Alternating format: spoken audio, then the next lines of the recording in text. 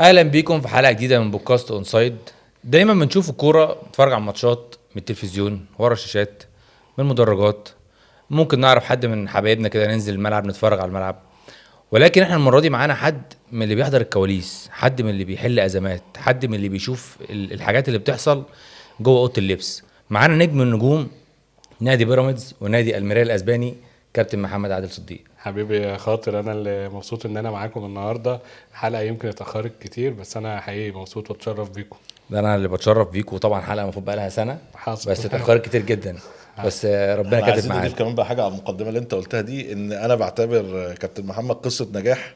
يعني طبعا. تعالى ناخدها النهارده كده، الشباب اللي تتفرج علينا ازاي ما توقفش عند اي محطه، وكابتن محمد هيحكي لنا كم المحطات اللي تعرض لها ورجع للصفر وبدا من جديد وهكذا. فعايزين ناخدها في الاطار ده النهارده عشان كده قلت نجم من النجوم، ما رضيتش احدد بقى التايتل ايه. لا، لا. عشان كده قلت نجم من نجوم نادي بيراميدز والاسيوطي طبعا كان سابقا، طبعا. والميريا الاسباني مؤخرا. فهنبدا الحمد بقى لله. من بني عبيد، وطبعا الاسره الكرويه. انا عارف الوالد طبعا كان طبعا. كابتن عادل، كان لعيب كوره وكان مدرب، دي حقيقة. ودرب في برضه بني عبيد والمنصوره دي حقيقة. وكذا حاجه. فاحكي لنا بقى كابتن الكواليس، وازاي رحت المجال الكوره اصلا. والله الحمد لله بفضل ربنا، يعني كان كرمه كبير علينا. الرحله بدات فعلا من زمان، والواحد كان يمكن ما عادش يفكر هو ازاي عدى على خطوات كتير قوي وصعبه ومحطات فيها تحديات. الحمد لله بفضل ربنا غير الفتره اللي فاتت دي. بدات حياتي انا اصلا من عيله كرويه. والدي الكابتن عادل صديق كان مدير فني نادي بني عبيد. الحمد لله صعد بيهم اكتر من 3-4 مرات لحد ما وصلوا للممتاز ب، وكانوا بينافسوا على صعود الدوري الممتاز في 2004 2005. وهو الحمد لله يعني مدرب جيد جدا على مستوى الدلتا واسمه معروف. فانا كنت من المحظوظين ان انا نشأت في بيت كروي يعني الحمد لله. حصل خلاف ان انا اول ما خلصت الجامعه كان والدي عايزني ادخل في الاتجاه الفني. هو شايف ان انا شاطر في الحته الفنيه، كنت بحكم ان انا صغير دايما وبتابع التمارين وبتابع الماتشات وبقعد اعمل له تقارير للفرق اللي هو بيلعبها. فهو كان مصمم ان انا ابدا في الناحيه الفنيه. وانا طبعا عشان برضو شايف ان هو كل ما بيحصل له عدم توفيق بيجي يقعد معانا في البيت. قلت لا، مش الموضوع ده فيه ريسك، يعني مش هعمل الموضوع ده. المدير الفني دايما هنا في مصر هو اول ضحيه، دايما الناس بتضحي بيها. يعني فعلا. مثلا في كوره تيجي في العرض، الماتش خلص 0-0 او 1-0 هزيمه، يلا مع السلامه. على فانا طول. قلت لا، خليني في السيف سايد، يعني اخد الناحيه الاداريه فيها طمانينه وفيها استمراريه اكتر. وعايزين نقول ان انت كنت لعيب كوره برضه. الحمد لله. طبعا. والله اصحابي هم اللي بيقولوا انت كنت لعيب جامد وحريف والكلام ده. انا حتى لسه اصحابي من كام يوم كانوا منزلين على النت جون كده بالكعب، يقول لك ده محمد عادل مش عارف ايه. بس طبعا دلوقتي الناس هتشوفنا يقول لك ده كذاب ده. لا يمكن. فالمطبخ الكروي من اول لعيب والوالد الحمد لله. همسك في حته بني عبيد، طبعا. بما انك انتمائك زملكاوي. انا انتمائي زملكاوي. اه. انت مين اللي قال؟ انا عارف. لا مش انتماء، بس انا والله؟ بحب نادي الزمالك طبعا، وبحب النادي الاهلي. بس يعني انا المكان اللي بشتغل فيه هو اللي انا بنتمي له. يعني من بعد ما 100%. دخلت المجال ما بقاش ليك انتماء في المجال يعني؟ بالظبط. رسمي، ولا انتمائك اصلا من زمان؟ لا لا لا، من الاول كان عندي انتماء لنادي ما، ولما دخلت المجال غيرته، بقيت منتمي لنادي تاني خالص. وبعد كده لما دخلت بقى في المعمعة بتاعت الشغل والاسيوطي وبيراميدز، بقيت حسب بنتمي الشغل للمكان اللي انا اللي بشتغل فيه بس. وبالمناسبه دي والله يعني كويس انت بدات البدايه دي قبل ما اقف شويه عند موضوع القصه. يعني في ناس منتميه لانديه كبيره، هي اخطر ضررا من واحد منتمي لنادي تاني. بمعنى يعني هو انت مثلا ممكن تكون ابن النادي الاكس وانت اكتر واحد بتضره. ما انتش مؤهل، ما انتش أصلاً. عندك حاجه تأديها. انا بالنسبه لي اجيب واحد من بره من النادي المنافس مؤهل يدير عند النادي بتاعي هيبقى انجح. عشان بس ده علم الاحتراف يعني. بالظبط كده. بالظبط كده. يعني في انديه كتير قوي على مستوى مصر وعلى مستوى الوطن العربي وكده، ممكن يكون اولادهم هم اللي خطر عليهم. فالموضوع ده اعتقد احنا النهارده في 2026 الناس مفهوم الاداره والاحتراف اتغير عندهم كتير. نرجع للمحطات عشان بقى. نرتب القصه كده. هي قصه حلوه قوي، انا بستمتع بيها الصراحه. انا الحمد لله بدات في الناحيه الاداريه في نادي بني عبيد. كان والدي ماسك الفريق الاول وانا كنت شغال في الناشئين في الناحيه التنظيميه واللوائح والقيد اللاعبين والكلام ده. حبيت ان انا اكون شويه مختلف من زمان، ان انا اكون منظم دقيق في شغلي، بحب الم بكل حاجه بتحصل، ملم جدا باللوائح حافظها كلها زي اسمي. تمام. بعد كده جالي فرصه تانية في نادي المنصوره في قطاع الناشئين برضو. اشتغلت سنه اكتسبت فيها خبرات، وفقت ان انا اتعرفت على شهاده طويله في طبعاً. نادي نجوم المستقبل. طبعا عن طريق الصدفه ما كان عمي الله يرحمه الدكتور هلمصر رضوان رئيس نادي بني عبيد كان نازل انتخابات في اتحاد الكوره فتره، فرحت معاه اللي انا بحضر بس الحاجات دي، فتعرفت كان الاستاذ محمد الطويله معاه في نفس القائمه، فتعرفت على شادي. شادي بصراحه من اوائل الناس اللي كانت مؤمنه بيا جدا، وقال لي لا انت انا عايزك تيجي تشتغل معايا في النادي. فرحت اشتغلت في نادي نجوم المستقبل، ودي كانت بالنسبه لي اصلا خطوه كبيره ان انت تسيب المنصوره وتيجي القاهره. والقاهره بقى زي فخر الدلتا، فاهم؟ داخل بقى منبهر بكل حاجه. فالحمد لله يعني كان تحدي في الاول صعب، وفي خلال 3-4 شهور بدات اداري، بعد كده مدير اداري في فرقه 93، بعد كده شادي بدا يديني مهام اكبر، بقيت مثلا زي من لجنه اللي هي اتخاذ القرار داخل النادي. انا فاكر كمان فرقه 93 في الوقت ده في نجوم مستقبل، عشان كان لسه كان عليها برافو عليك. اعلام، كانت قويه جدا جدا. كان اسلام فيها الفار برافو عليك، ومحمود كان ساعتها اسلام وسليم الفار عبد وعليه الخالق قصة. وعمرو السيسي وعمرو السيسي. واحمد جمال، هي الفرقه كانت دي. فرقه هو كان الله يمسيه بالخير شادي كان يقعد يقول لي دول من اكتر الناس اللي هيدخلوا النادي فلوس، وعيال مواهب جامده جدا، بس محتاجين حد قريب منهم يعرف يغير لهم عقلهم، لان برضو جزء كبير جدا من الناس ما بتتكلمش عليه هنا في مصر الجانب المنتال للعيب، وانت ليك دور عليه سواء كمدير اداري كمدير رياضي كمدير كوره، لازم يكون عندك نجاح وبصمه على اللعيب انك تغيره من بوزيتيف لنيجاتيف مثلا. من ده انا عايزك تركز عليه يا كابتن شويه. تمام. اولا الفرق بين المدير الاداري ومدير الكوره ومدير شؤون اللاعبين والتعاقدات، يعني عندنا مراكز كتير قوي كده. احنا عندنا مديرين كتير قوي، محدش عايز يشتغل، هو الناس هنا بتهتم بالمنصب، يعني انت بص انا حابب ان انا اتجرد بمنصب كاسم ولا بالمنصب ان انا امسك المنصب ده خلاص؟ والله كل واحد راجع لشخصيته ولاصله وهو عايز ايه في الاخر، يعني طموحي غير طموحك غير طموحه، يعني كل واحد فينا مختلف. يعني انت النهارده المعوقات اللي بتقابلك في الحياه وتعاملك معاها منك ليه مختلف. كل واحد على حسب هو عايز يوصل لفين. يعني انا عندي كلمه بحب اقولها، ان انت دايما هدفك على قد تعب، على قد حلمك. لو انت عندك حلم كبير هدفك هيبقى كبير وتحدياتك كتير، فهتقعد تعدي كل ده. صح. فانت النهارده مثلا عندنا المسميات مدير اداري مدير، ما هي الا عمليه تنظيميه وبتشملها مهام. يعني النهارده مدير شؤون اللاعبين مسؤول مثلا عن 1 2 3 اللي هو مثلا كل ما يخص اللاعبين من اقامات انتقالات اداريات. مدير الكوره هو الراجل اللي بيرأس الجهاز الاداري، فهو اللي منوط بالعمليه دي، وهو حاله الوصل ما بينه. مدير الكوره يرأس الجهاز الاداري، ملوش علاقه بالجهاز الفني. جزء منه على حسب المهام اللي محطوطه له من مجلس الاداره او الاختصاصات. يعني في مثلا عندنا في اوروبا مثلا، لا انت لو انت مدير كوره ممكن ما يلكش دعوه بالناحيه الفنيه، وممكن لو رئيس النادي بيديك الباور فانت هتبقى حاله الوصل ما بينك وما بينهم، ومن حقك ان انت تقعد معاه في وقت ما تقول له مثلا احنا عندنا نتائج سيئه ليه، عندنا النتائج عايزه تتحسن ليه، عندنا اللعيب ده حاله الوصل مجلس الاداره والجهاز الفني. بالظبط. هي الموضوع راجع للهيد فوق يعني البورد ممبرز او الاونرز او السبورت دايركتور منظمين العمليه دي ازاي. تمام. هي بس الفكره اللي انا حابب اقولها بمناسبه مدير ان انت حتى لو اداري دي حاجه جميله، حاجه كويسه، اعمل شغلك على اكمل وجه وخليك افضل اداري في مصر. يعني مش لازم ابقى مدير عشان احس بقيمتي، انت قيمتك انت بتصنعها لنفسك. صح. يعني مثلا انا كنت حضرت مثلا، انا اسف، حضرت في انديه هنا في مصر ان بيحصل اختلاف، ما تقولش عليا اداري، قول عليا مدير شؤون اللاعبين. يا عم انت كده مش معروف وكده مش معروف، طب اتعرف بان انت ناجح في اداري، اشتغل فيها. صح. يعني مش والناس يعني اشتغل، هو الشغل هو اللي يتكلم، مش يعني الشغل خلي الشغل دايما هو اللي يتكلم. فانا الحمد لله كنت بقى يعني في خلال 4-5 شهور في نجوم المستقبل شادي الطويله خلاني مع الفريق الاول، بقيت زي مشرف ومشرف على الناحيه الاداريه جوه النادي، وكنت بتدخل في الناحيه الفنيه. شايفك شاطر فاداك مهام اكبر. الميكس اللي انا طالع من عيله فنيه اصلا، اللي هو والدي مدير فني وانا كمان اداريا، فانا كان دي كانت دايما مدياني ميزه الحمد لله. وانت لاعب لسه مبطل فاهم عقول اللعيبه دي بالزبط. بتفكر ازاي وسنهم ده بالذات. بالظبط. عشان دي حته انا عايز اركز عليها قوي. للاسف في مصر مفيش مدير اداري بيلعب عليها المينتاليتي. ازاي انت نقلت النجوم 93 ولا مدير كوره ولا مدير رياضه ولا مدير رياضه؟ ازاي يعني نقلت نجوم 93 من اللي كانوا عليه بقى ينافسوا لدرجه ان هم كانوا تقريبا الثاني على الدوري او حاجه زي كده. صح. فاحكي لنا برضو ازاي اشتغلت على اللعيبه دي. اول حاجه كان هم المتمردين شويه، كانت لعيبه عندها مواهب كبيره جدا وبس متمردين، شخصيات ما لقيتش اللي ينصحها او اللي يوجهها اللي يحطها على التراك بشكل صح. فانا قربت منهم، يعني عن طريق ان احنا مثلا، ما انا فاكر كويس قوي اول تعارف ما بينه وما بينهم كان هم اصلا يعني مين اللي جاي ده ولسه صغير وبتاع.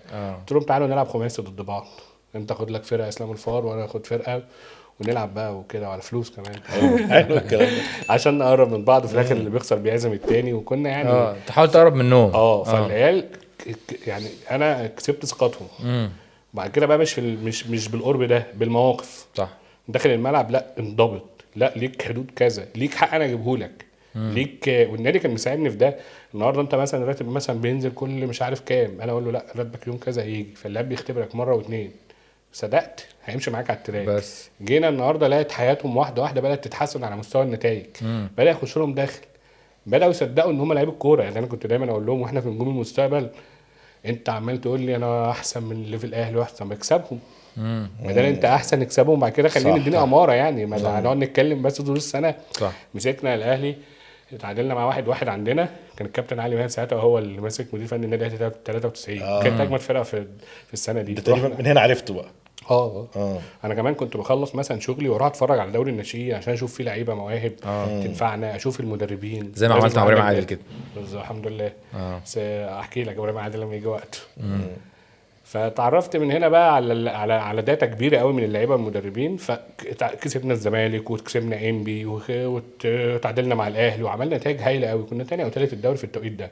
فاللعيبه خلاص كسبت مصداقيتك، فبقيت تقول لهم يمين يمين شمال شمال. وانا مبسوط قوي في الحته دي ان هي مش على المستوى المصري بس، يعني حتى على المستوى الاوروبي في 3-4 لعيبه لحد النهارده على تواصل، لان هم برضو جربوه. كان في عندهم ساعات بيحصل بقى في ثقه ابس اند داون في الحياه، فهم بييجوا بقى بيحتاجوا مين اللي يقف معاهم، مين اللي يطلعهم تاني. وده اصلا جزء مهم جدا لكل حد داخل الجهاز، سواء مدير فني، مدير كوره، مدير رياضي. ده دورك. يعني هنا في مصر للاسف ما شفتش حد كتير بيشتغل على الحته المنتال دي، فبيفرق في حياه اللعيب. يعني صح. عندنا مثلا اكتر من موهبه، مش عارف اقول اساميهم ولا لا قول عادي جدا. يعني مثلا صالح جمعه، كهربا، رمضان صبحي، لا في مواهب كانت جامده جدا جدا جدا. عمرو سماكه مثلا، عمرو سماكه. لو رجعنا بقى ابراهيم سعيد وقبليه بقى يعني يا جماعه ابراهيم سعيد ده حبيبي طبعا، بحبه جدا وصديقي يعني، كلنا بنحبه، بتشرف بده.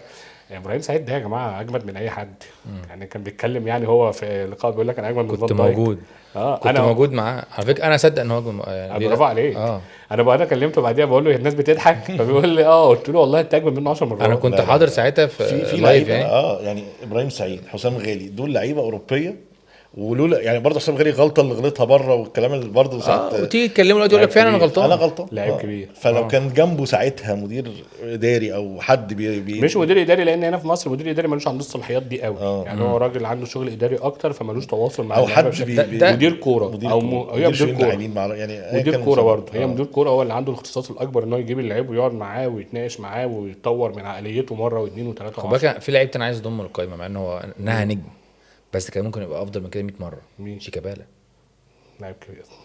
شيكابالا كان جات عليه فتره. يعني انت خليتنا نرجع للكره القديمه الحلوه بقى. ما احنا ابراهيم سعيد احنا خلينا مقتنعين ان احنا ما بنتفرجش على كوره حاليا في مصر. يعني انت عندك شك ان في كوره حاليا في مصر؟ يمكن بيراميدز محلي ليه شويه هو وسيراميكا انما انا ولا شايف ولا اهلي ولا ده الزمالك برضو بمشاكله ولا ده مصري ولا كامل ابو علي مش هيبقى في حاجه. انما انت تيجي تبص زمان، لا كان عندك شيكابالا وجبنا سيره ابراهيم سعيد وجبنا سيره حسام غالي. لا في مواهب كتير. انا هنتكلم عن النقطه دي واحده واحده. هكمل لك انا نجوم المستقبل. الحمد لله مسكت هناك، كنت الحمد لله من الناس المؤثرين يعني معاهم، والناس اثنت على دوت. جالي سفر بعد كده لعدم استقرار الدوري لاسباب كتير، فجالي سفر السعوديه ورحت اشتغلت في احداث بورسعيد تقريبا. ايوه احداث بورسعيد ما كنتش عايز اقول بصراحه. وبعدها الدفاع الجوي ربنا رب. لا ما اصل هي حاجه حقيقه حصلت، كلنا تاثرنا بيها. والناس سابت الكوره، حتى الجماهير نفسها. فانا بقى اتبسطت ان انا اشتغلت في الكوره، قلت بقى يلا بقى العجله هتدور نكمل. احداث بورسعيد ماشي. وده اللي انا هقوله بقى للناس. هتلاقي بقى كل شويه حاجه بتوقف طريقه، ازاي يبني نفسه وهكذا. وبعد كده وقفنا بقى شويه، بعد كده رجعنا اشتغلنا تاني والعجله دارت. هوبا احداث الدفاع الجوي. الله هو في يا جماعه خلاص البلد دي مش عايزاني بقى. ربنا كرمني ورحت السعوديه. هناك قعدت ادور على شغل في انديه الحمد لله لحد ما ربنا وفقني وبقيت سكرتير اداره كره القدم في نادي الوطني السعودي، كان في الدرجه الثانيه. عملت الحمد لله شغل محترم جدا، وتعاملت مع ثقافات كتير، تشيكيين وكرواتيين وتوانسه فده بيخليك تكتسب خبرات كتير في وقت صغير. فالحمد لله انا يعني دايما ببقى متطلع يعني لما رحت مثلا هناك لقيت ان التوانسه دول بيستخدموا حاجات مثلا على الوورد والاكسل انا عاملها من قبل ما اروح اصلا في نادي نجوم المستقبل. يعني بعدها برضو رحت اسبانيا عامل انا كده حاجه فهم بيقولوا لي الليجا منزله دوت من سنتين، قلت لهم ده منزلينه من سنتين؟ ده انا بشتغل بيه من 10 سنين والله العظيم. هاي. حاجات ده اللي كده هو إيه شيتات بقى؟ اكسل، حاجات كده على Tools اكسل يعني. خاصه بالاحصائيات والكلام ده. مفيش يعني مفيش اداري بيهتم ان هو يعمل الكلام ده، او مدير كوره او مدير رياضي. فانا اصلا الحاجات دي كنت بعملها كلها مانوال لنفسي من انا. نفسك فسبحان الله الحاجات دي بتديك تميز مثلا مع الوقت. فرحت الوطن السعودي، حصل ان النادي نجوم المستقبل كان بينافس على الصعود للدوري الممتاز. والوقت كان الدوري ده مجموعتين، والاول الاول يصعد. كانت 9 فرق في كل مجموعه. كلموني قالوا لي تعالى انزل. نزلت، وساعتها اقترحت ان احنا نجيب الكابتن علي ماهر مدير فني. فهم كله اتفاجئ. كابتن علي كانش ماهر لسه معروف خالص، كان تالت في جهاز جريدو.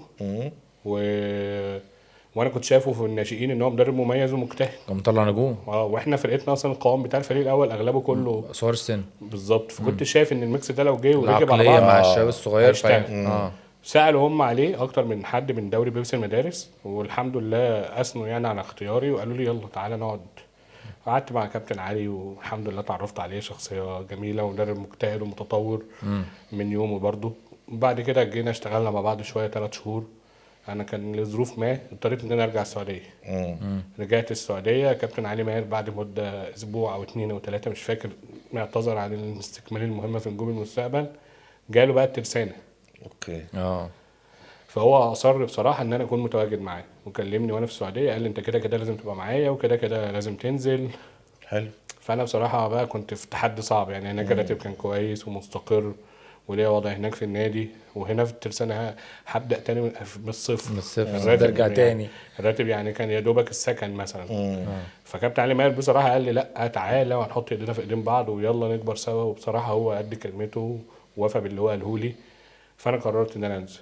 فسبت السعوديه، نزلت الترسانه. الدوري السنه دي للاسف قعدت يتاجل اكتر من مره. فبدل ما كنا مثلا نبدا كانت السنه درجه لسه الدوري اللي هو الممتاز به. ايوه صح. بدل مثلا ما نبدا شهر 8 بدانا الدوري مثلا في اخر 10. واحنا اصلا بنتمرن من كام؟ من شهر نص 6 او اول 7. اعداد التعديل 4 شهور اعداد. ده عمل حاله من الملل. فالمهم لعبنا 3 ماتشات بالظبط. ماتشين تعادل وماتش هزيمه. ومن فتره الاعداد كسبنا المقصه 2-1، اتعادلنا مع الاسماعيلي في الاسماعيليه 1-1، وكنا عاملين فرقه جامده جدا. التوفيق كان لسه العجله ما دارتش، ولسه اللعيبه ما دخلتش جو المنافسات. فكابتن علي واحنا راجعين من السويس قال لي انا مش هكمل وكده. فقلت له ماشي انا معاك. كان في ضغط اللي انت عايزه. مجلس اداره بقى والكلام الطبيعي اللي بيحصل. الانديه الجماهيريه للاسف المناخ فيها مش اصح مناخ ان انت تشتغل وتنجح ويبقى عندك مشروع وتطبقه. للاسف لا يعني هو مضر اكتر ما هو نافع يعني. فكابتن علي قال لي انا مش هكمل وكده. قلت له انا كده كده ده عندي علامه استفهام كبيره قوي عليه، بس يا ما علينا نتكلم فيها بقى. فقال لي انت معايا؟ قلت له انا معاك 100%. انا ما اعرفش نادي الترسانه، انا اعرفك انت يعني. فانا انت راجل جبتني انا احترم ده. فمشينا بقى قعدنا 11 و12 و1 و2 و3 و4 و5 في البيت. مده. لا دي تاني محط يعني. بص تالتة بقى او تالت واحد. تالت وقع. يعني انت دلوقتي بعد ما رحت السعوديه ومستقر وفلوس رجع. فجاه قاعد في البيت وعندك اسره. طبعا ما كنتش لسه مرتبط. ارتبطت بقى في شهر 5. مراتي بقى كان مشوها حلو عليا. الحمد لله. ف حصل بقى ضغوطات عندي في البيت. يعني والدي ووالدتي انت ازاي تسيب السعوديه وتيجي؟ احنا نسينا نقول حاجه مهمه قوي، ان انت في الاسيوطي كنت اصغر مدير كوره تقريبا في مصر. لسه هوصل لها دلوقتي. انت مستعجل ليه؟ لا اصل انا افتكرت دي عشان على فكره انت عارف حاجات اكتر مني. كان انا حافظ الحاجات دي، انت فاهم سامعنا. فالحمد لله بفضل ربنا يعني قعدنا 7 شهور او 8 شهور في البيت. طبعا ضغوطات من البيت لا احد يتحملها يعني. انت بعد ما كنت فين نزلت تاني عشان احنا اجتهدنا في الترسانه واخلصنا وادينا اكتر مما يعني نقدر نديه. بدل 100% ادينا 200% في كل واحد فينا، انا والجهاز والكابتن علي. ربنا اكرمنا بمستر محمود الاسيوطي ان هو واثق في المشروع ده او واثق في الناس دي. فقعد مع كابتن علي وعرض عليه انه يبقى موجود في الدوري الممتاز. كانت نقطه تحول بقى. رحنا عملنا المؤتمر الصحفي 1/5، بدانا 1/6، والحمد لله كانت سنه جميله جدا في فرقه الاسيوطي. كويسه كمان معاكم الاسيوطي. كابتن علي ماهر كمان مدرب مدرب ملتزم محترم. ومدرب محترم، وبيعرف يشتغل ويقفل على اللعيبه ويخلق عندهم دوافع وطموحات كبيره جدا، فده دايما كنت بيخلي بادئ بقى مميز. كمدير كوره خلاص بقى؟ لا، كنت بادئ مدير شؤون كنت لاعبين. لسه لا، مدير شؤون في لاعبين. مدير كوره. انت عارف برضو عشان وانا اصلا داخل كان في مشكله. يعني هو اصلا قعدوا يوم كده ولا يومين اللي هو لا بلاش، مش عايزين حد اداري معاك، مش عايزين وكابتن علي- نزود بقى دكه في واحد وبتاع. اوريدي موجود فمش وزحمه عايزين. وبتاع. ف فكابتن علي اصر ان انا اكون موجود. فتحسب له برضه. طبعا طبعا صاحب فضل طبعا. يعني احنا كلنا في حياه بعض اسباب، وده راجل من الناس اللي زي ما انا امنت بيه مثلا في وقت من الاوقات ان هو يجي مدير فني وياخد يبدأ انت الطريق. سبحان الله انت رشحته في البدايه. هو في الاول هو وكان- راح رشحه. كان هو عليه أصر خلاف. عليا. دي حقيقة. هو فالحمد لله بفضل ربنا لما جه، لما يعني خلاص وافقوا ان انا اكون موجود وكده اشتغلنا طبعا. بدأنا يعني في الاول برضو النفوس ما بتبقاش احسن حاجه، وكل واحد عايز يثبت ان انا المسيطر وي وي وي. طبعا احنا بتوع شغل، يعني انا ولا واحد من افراد الجهاز الكابتن علي ماهر كلنا بنشتغل، بس ما عندناش وقت ان احنا ولا نثبت ولا نعمل. قابلني طبعا صعوبات كبيره جدا على المستوى الشخصي مع احد الاشخاص اللي هو انا مثلا كنا دايما في صراع مع بعض. اللي هو منصبي. انا الاهم، لا ده هو الاهم كده. ايوه يعني. ايوه، منصبي انت جاي ومنصبي تاخد متشابهين. مكاني. بالظبط الكلام ده. المهم مع الوقت هو الراجل بقى يعني بقى بيحترمني وبقى فاهم انا دوري ايه، واشتغلنا مع بعض. هوبا حصل تغيير في الجهاز، مدير كوره جه حد تاني، كملنا السيزون وعملنا سيزون عالمي يعني بصراحه. يعني ده السيزون اللي طلعت في الاهلي من الكاس. عملنا سيزون حلو قوي. جه في نهايه السيزون شهر 4 كان كابتن علي خلاص شبه خلص في سموحه. كان معاكم ساعتها مين من اللعيبه اللي موجوده حاليا في الدوري او احمد سعيد اوكا. لا مش عارف. في الدوري هقول لك، بس كان معانا بقى فرقه محترمه قوي. محمد عنتر، احمد سعيد اوكا. لا عنتر يجي في الاخر. احمد سعيد اوكا، حمد طلبه، عبد الله الشحات، سعيد مراد بودة.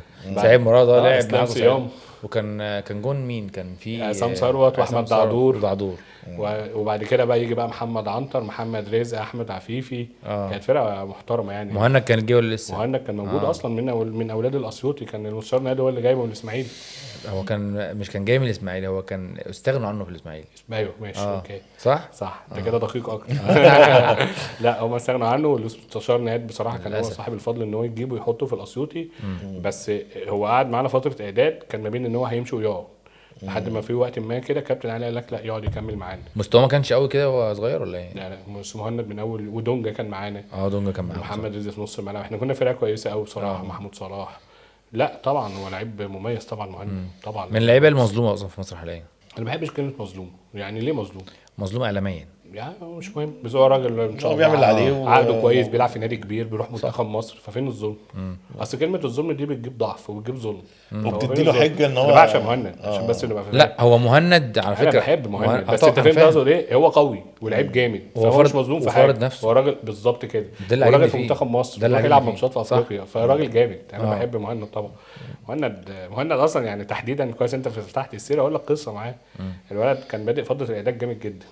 بعد كده حصل له دروب في المستوى، بعد كده مش احسن حاجه. فانا قمت، فكابتن علي قال لي بقول لك ايه، الواد ده ممكن نمشيه. فتروح احنا كده كده بنمشي الناس اخر الاسبوع، فنصبر عليه اخر الاسبوع ونشوف. فقال لي ماشي. قمت رايح قال له، قلت له بقول لك يا مهند انت ايه اللي حصل لك؟ قال لي يا كابتن انت كل اسبوع بتمسح 2 من الجروب. فانا قاعد مستني ان انا مهند لاشين غدر الجروب. مستنيه. قلت له طب حلو، انت يا ابني كده بتوقع نفسك. انت كنت من الناس الجامده اللي احنا مؤمنين بيها والكابتن علي بيحبها. لو انت ما ثبتش نفسك من هنا ليوم الخميس، مهند غدر الجروب يوم الخميس. موت نفسه. الولا بص بصراحه مسك في الفرصه ما سابهاش.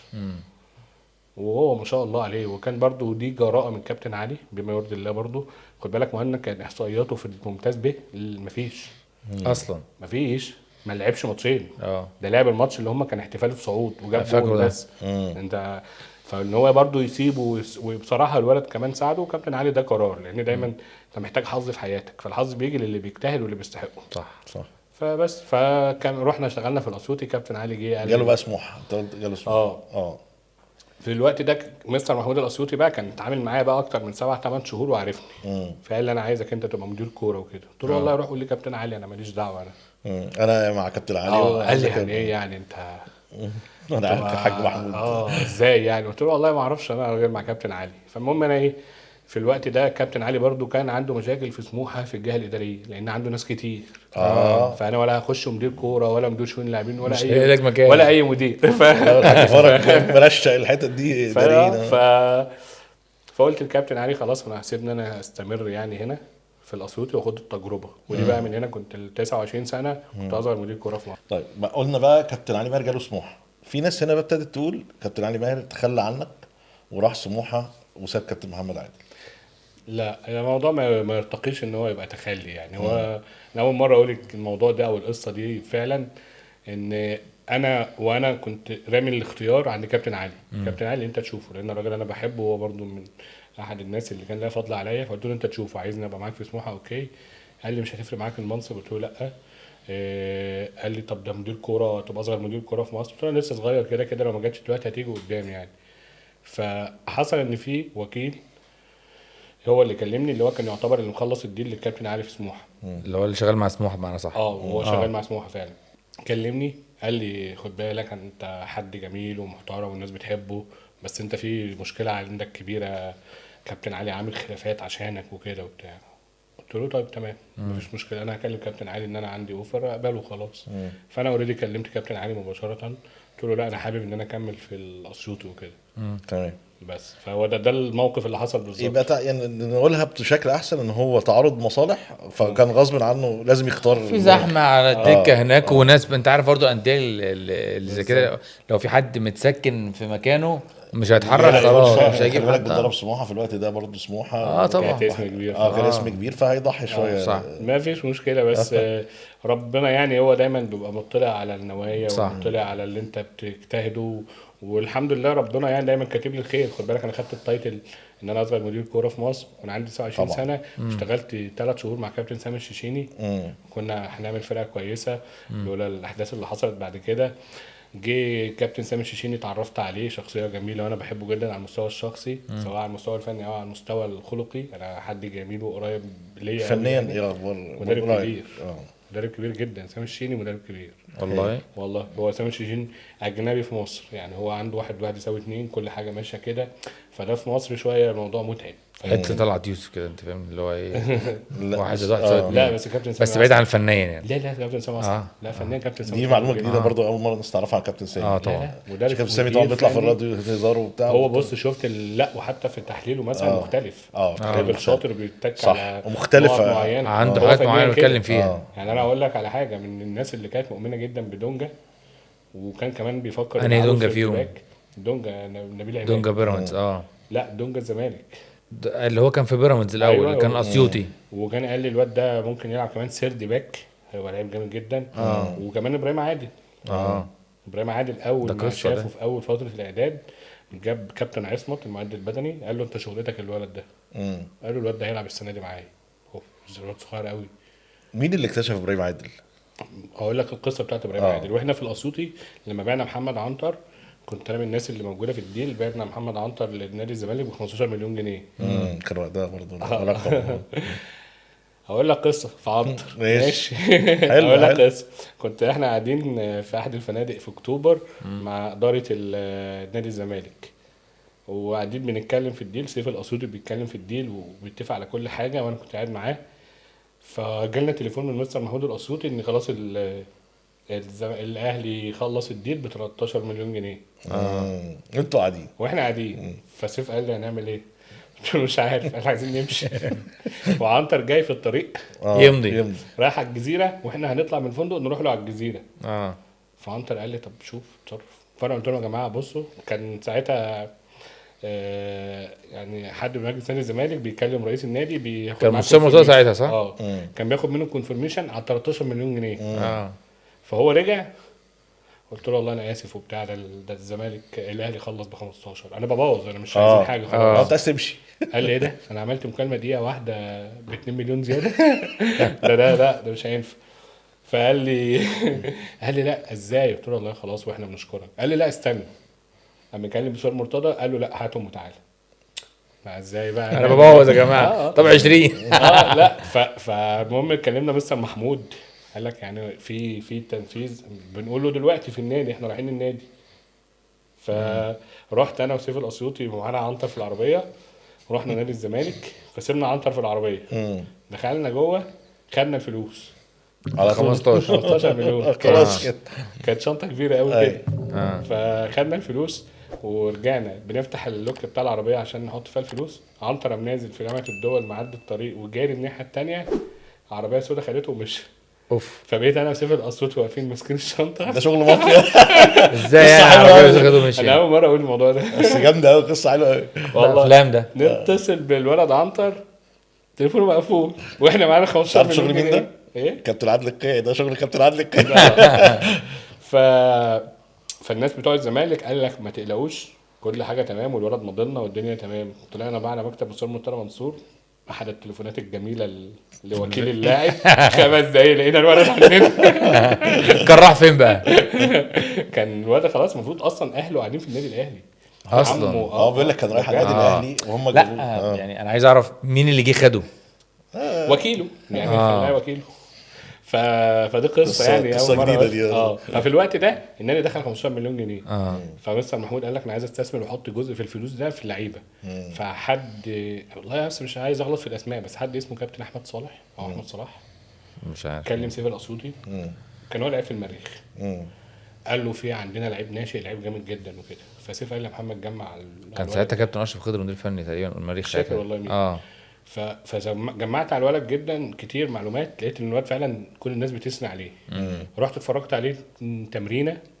فالولد كان صغير قوي، وكان فرقه محمود عبد الحكيم دلوقتي بيلعب في المريخ بورسعيد. فالواد في حاجه من محمود عبد الحكيم، كل ما يجي يعمل دريبل الكره تتقطع منه. بس انا كان عاجبني ان هو عنده 16 سنه وعنده شخصيه ويقاوح. عنده حاجه. فاتفرجت عليه في سنه لقيته لعيب جامد بصراحه. كلمت سيف الاسيوطي. سيف الاسيوطي بصراحه تحامل على نفسه، قال لي ضن. قلت له ضن. مستشار نهاد بقى دخل في مفاوضات من 2 مليون اللي مش عارف كام، وصلنا المليون 200. لا استاذ نبي ممكن يفاصل لبكره. لا بصراحه شاطر. فدخل بقى خلصنا الولد، وانا قمت بالجزء بتاعي، مستشار نهاد بالجزء بتاعه. المسؤوليه الكبيره على مين؟ على سيف الاسيوطي، لان ساعه التنفيذ كان ده يعتبر اغلى ناشئ في مصر. مليون و200 الف جنيه. صح. فالحاج محمود 16 سنه يقول لي انتوا هتودوني في داهيه انت وسيف. سيف يقول له انا اللي مسؤول بصراحه. وخدنا الخطوه وجبنا ابراهيم عادل.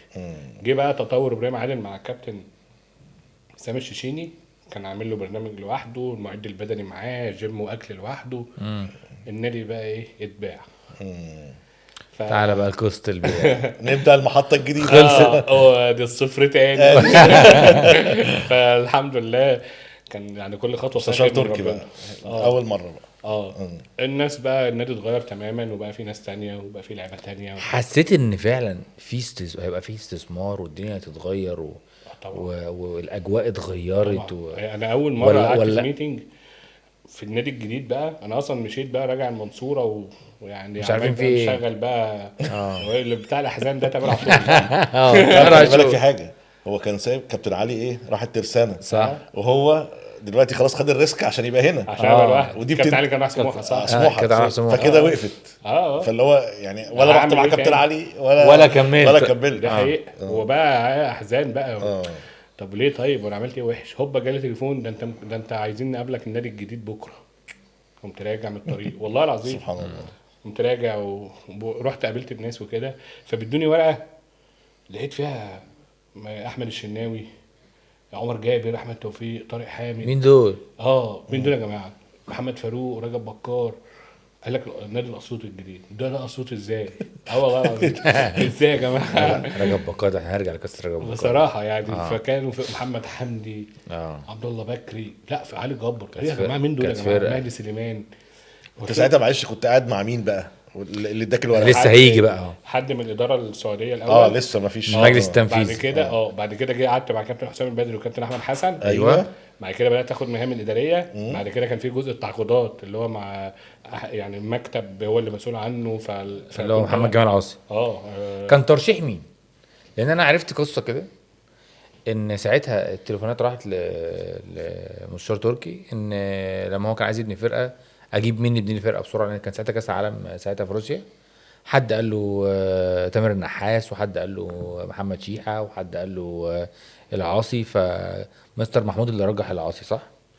لان العاصي كان يتعامل مع مستر محمود في لعيبه اجانب. وهو حابب التعامل معاه وشاف منه يعني احترافيه وامانه. فهو الراجل غالبا في القعده هو اللي رشح اسمه. وبرده دي حاجه انا مش انا اللي عارفها بصراحه، لان حاجه جوه الكواليس، بس اللي انا اعرفه من مستر محمود الاسيوطي طبعا هو قال لي كده. هو الحاج محمود ما كانش ليه اي نسبه خلاص يعني، هم كانوا لا، اشتروا النادي خلاص. بالكامل. هو خلص كان ب هو بس 400 ب 400 تقريبا. هو النسبه بتاعته كانت انا بس. هو الراجل قال لهم، وده حاجه يعني احنا في ايام مفترجه يعني بصراحه، واحب ان انا اقولها واشكره عليها دايما، ان هو الراجل قال لهم وهو بيبيع النادي: انتوا اشتريتوا مني النادي ما يقرب من 100 مليون، انا سايب لكم حد جوه يسوى ال 100 مليون. الله. فده عمل لي برزنتيشن كلمة حلوة اصلا أوي. كبيره قوي. طبعا. هو ما شافش مني غير كل امانه وكل اخلاص في شغلي والاجتهاد الحمد لله. فهو قال لهم كده، فده خلى الناس ايه مين ده. زائد ان الناس التانية كانت عارفاني برضو وسالوا عني، فالناس الحمد لله اثنت عليا. فالحمد لله بفضل ربنا كملت بفضل ربنا يعني. ف جبت الناس دي ازاي؟ مش انا بصراحه، التفاوضات كلها والتعاقدات كلها انا كنت مكلف ب3 لعيبه من المستشار تركي بعت لكم رحت روسيا صح مش ساعتها؟ انا، العاصي. العاصي اللي راح. ومكتب العاصي هو اللي كان مسؤول عن اللعيبه دي. هو اللي يجيب اللعيبه دي. انا يعني- مثلا كان ليا دور مثلا مع 3-4 لعيبه جوه الليسته دي ان انا اجيبهم، دول جبتهم. كان ناصر منسي وقفشه ومش فاكر مين تاني، محمد فاروق في المقاولين، محمد فاروق احمد خالد بتاع طنطا باك ليفت. فكان ليا لعيبه. العاصي هو اللي كان منظم الموضوع ده، وهو الفضل كله والنجاح لحقته كله يتحسب ازاي له. في 21 يوم؟ انا فاكر العاصي دايما بيعمل المواضيع دي بصراحه. 21 يوم جمعتوا فرقه؟ ده انتوا مش فرقه. ده ممكن ال 21 يوم دول اصلا تقعد تفاوض في واحد بس فيهم. بس انا اقول لك على حاجه، انت طول ما انت معاك امكانيات يعني، خلينا نقسم الموضوع نصين. حلو. نص ان العاصي اصلا ما بيشتغل دايما تحت ضغط في الاوقات دي، حتى في المانيه كده برضو في وقت قصير يقدر يعمل فريق بيعمله. ده جزء يتحسب له وده فضل ليه. هنا الموضوع كان مادي. تاني جزء اللي انت طول ما انت عندك امكانياتك وجاهز والقرار بيتاخد من فرد، البروسيس هتمشي بشكل اسرع. صح. انما لو تقعد بقى تعدي على لجنه تخطيط ولجنه مش عارف فنيه ولجنه تعاقديه مش مخلص. فالنهارده انت يعني الاثنين مكملين واخد الاوردر. هو معالي مستشار تركي جاب الشخص اللي فعلا يعرف ينجز له شغله، زائد ان هو الامكانيات معاه فانجز شغله. عايزين نشرح للناس بقى هنا جون ادوارد كان دوره ايه في المرحله دي جون في كان- بيراميدز. جون كان من الناس اللي شغاله في المكتب مع العاصي. وهو برده كان عليه دور كبير جدا في اللعيبه، يعني مثلا لو كان 18 لعيب فجون مثلا ممكن يكون جايب 6 8 يعني بدور وكيل لاعبين اكتر من مكتب يعني. مكتب، مش عارف الناس بتدي دي اللي رجحت وجوده في نادي الزمالك الحته دي. هم اللي تسالهم هم. لا هقول لك أنا، توقعك انتوا يعني. بتتكلموا شويه عن جون صح؟ عايزين نتكلم عن دلوقتي جون. ماشي. يعني جون شخصيه، بص جون شخصيه جميله، شخصيه امينه، شخصيه بتحب شغلها جدا. هو شاطر جدا في حته التعاقدات. حلو. يعني هو بيعرف يجيب اللعيبه، يعرف يفاصل، يعرف يسوق، عنده الحته دي والملكه دي. وفاركو دخل فلوس كويسه بصراحه واتعمل نجاحات فيه.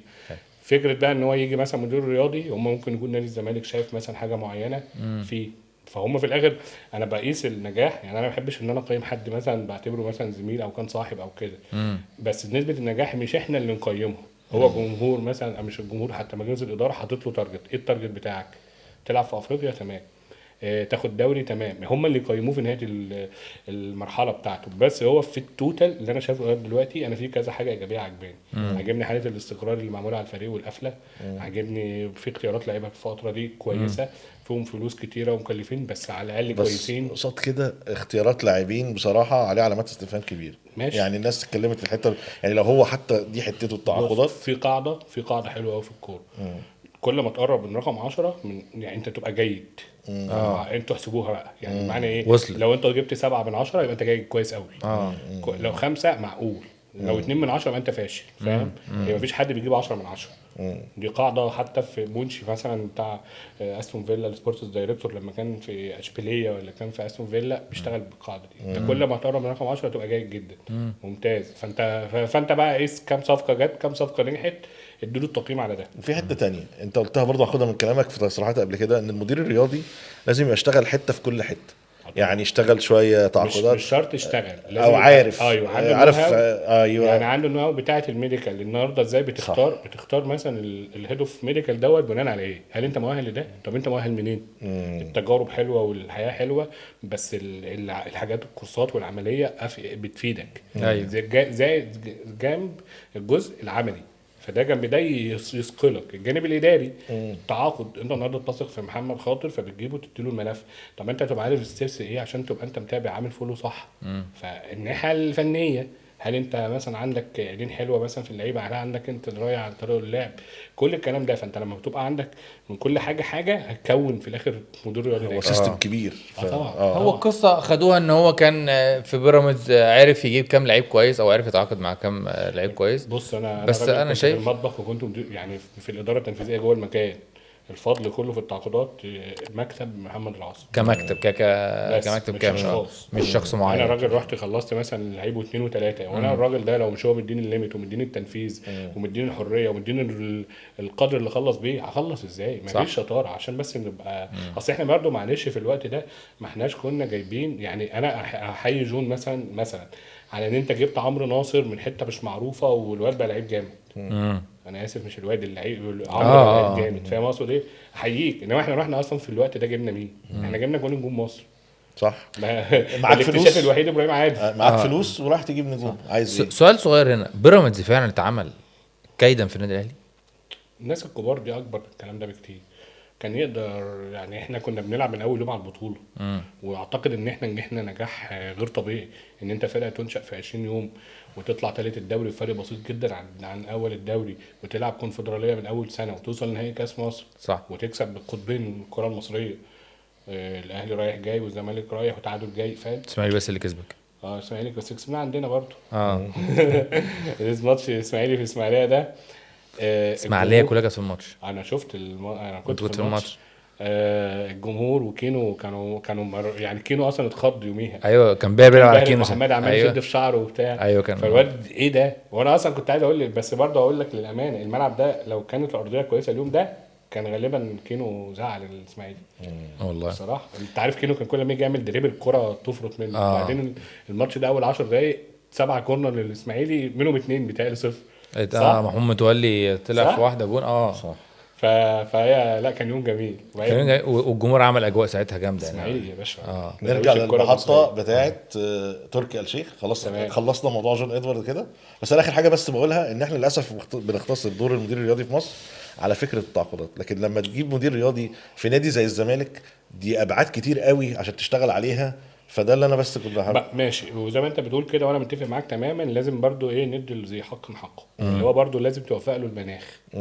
النهارده ماشي نادي الزمالك جاب لعيبه ب 7 مليون دولار ولا ب 6 مليون دولار ماشي، بس المناخ نفسه واستمراريه الدفع في الرواتب والالتزام انت كنادي عارف انك توفر ايه للراجل ده عشان ده ينجح لوحده. صح. عشان بس ايه وفي حاجه برضو ما هو برضو يعتبر كان شغل. هو مش جون كان كاداره نادي الشغل بدون بلان. يعني هم الناس شغاله وعمالين يجيبوا في صفقات وبرقم خيالي، هم مش عارفين اصلا الارقام دي. لا ما هنعرف. اعتقدش، لا لان المسؤول من اول يوم عن اداره الكره وتعاقداتها وكل ما يخص كان جون. فاعتقد هو عارف هو بيعمل ايه. يعني هو عارف مثلا، اتوقع يعني بقالنا كتير ما اتكلمناش، بس اتوقع ان هو راجل عارف هو هيجيب اللعيبه دي يسند الفرقه لحته معينه يوصلها لحته معينه فهيبيع منها هيعمل دخل تاني وانكم. فممكن يكون هو اكيد كان عنده بلان.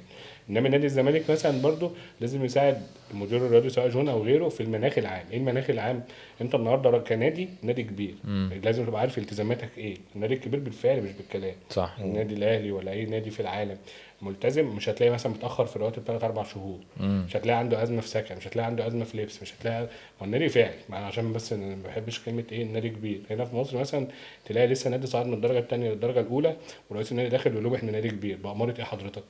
يعني حضرتك باماره ايه نادي كبير؟ فاهم؟ ومثلا هو ممكن يكون واكل على اللعيبه اللي صعدوه حقوقهم. طب انت نادي كبير في بقى بالحب يعني مثلا.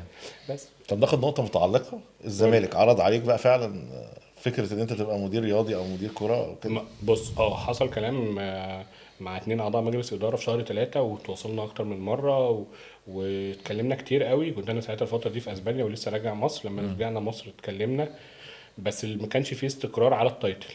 يعني هم ممكن يكون مثلا فيهم حد حبيبني ان انا ابقى مدير كوره، وفي حد فكر فيها كمدير رياضي، وفي حد شايف ان انا يعني مش الاسم القوي ان انا يثق فيه ان هو يخليني مدير رياضي. يعني فما اتفقناش. جه في شهر 4 حصل حاجه تانية خالص. عرض تاني خالص بمنصب تاني خالص داخل النادي برضه من احد اعضاء مجلس الاداره مختلف عن اللي كلموني في الاول. وتواصلنا اكتر من مره واتقابلنا بس في الاخر برضو ما حسيتش ان هو القرار الامثل ان انا اوافق دلوقتي او ان انا كان ايه اللي أنا المنصب ولا عايزه. ما ينفعش تعلن؟ يعني كان في الفتره اللي هي في شهر 4 دي كانت مدير تعاقدات. مدير تعاقدات. بس انا قلت لا، يعني انا مش راجل تعاقدي، انا مش راجل مش شاطر. بس والظروف صعبه قوي كمان دلوقتي في النادي.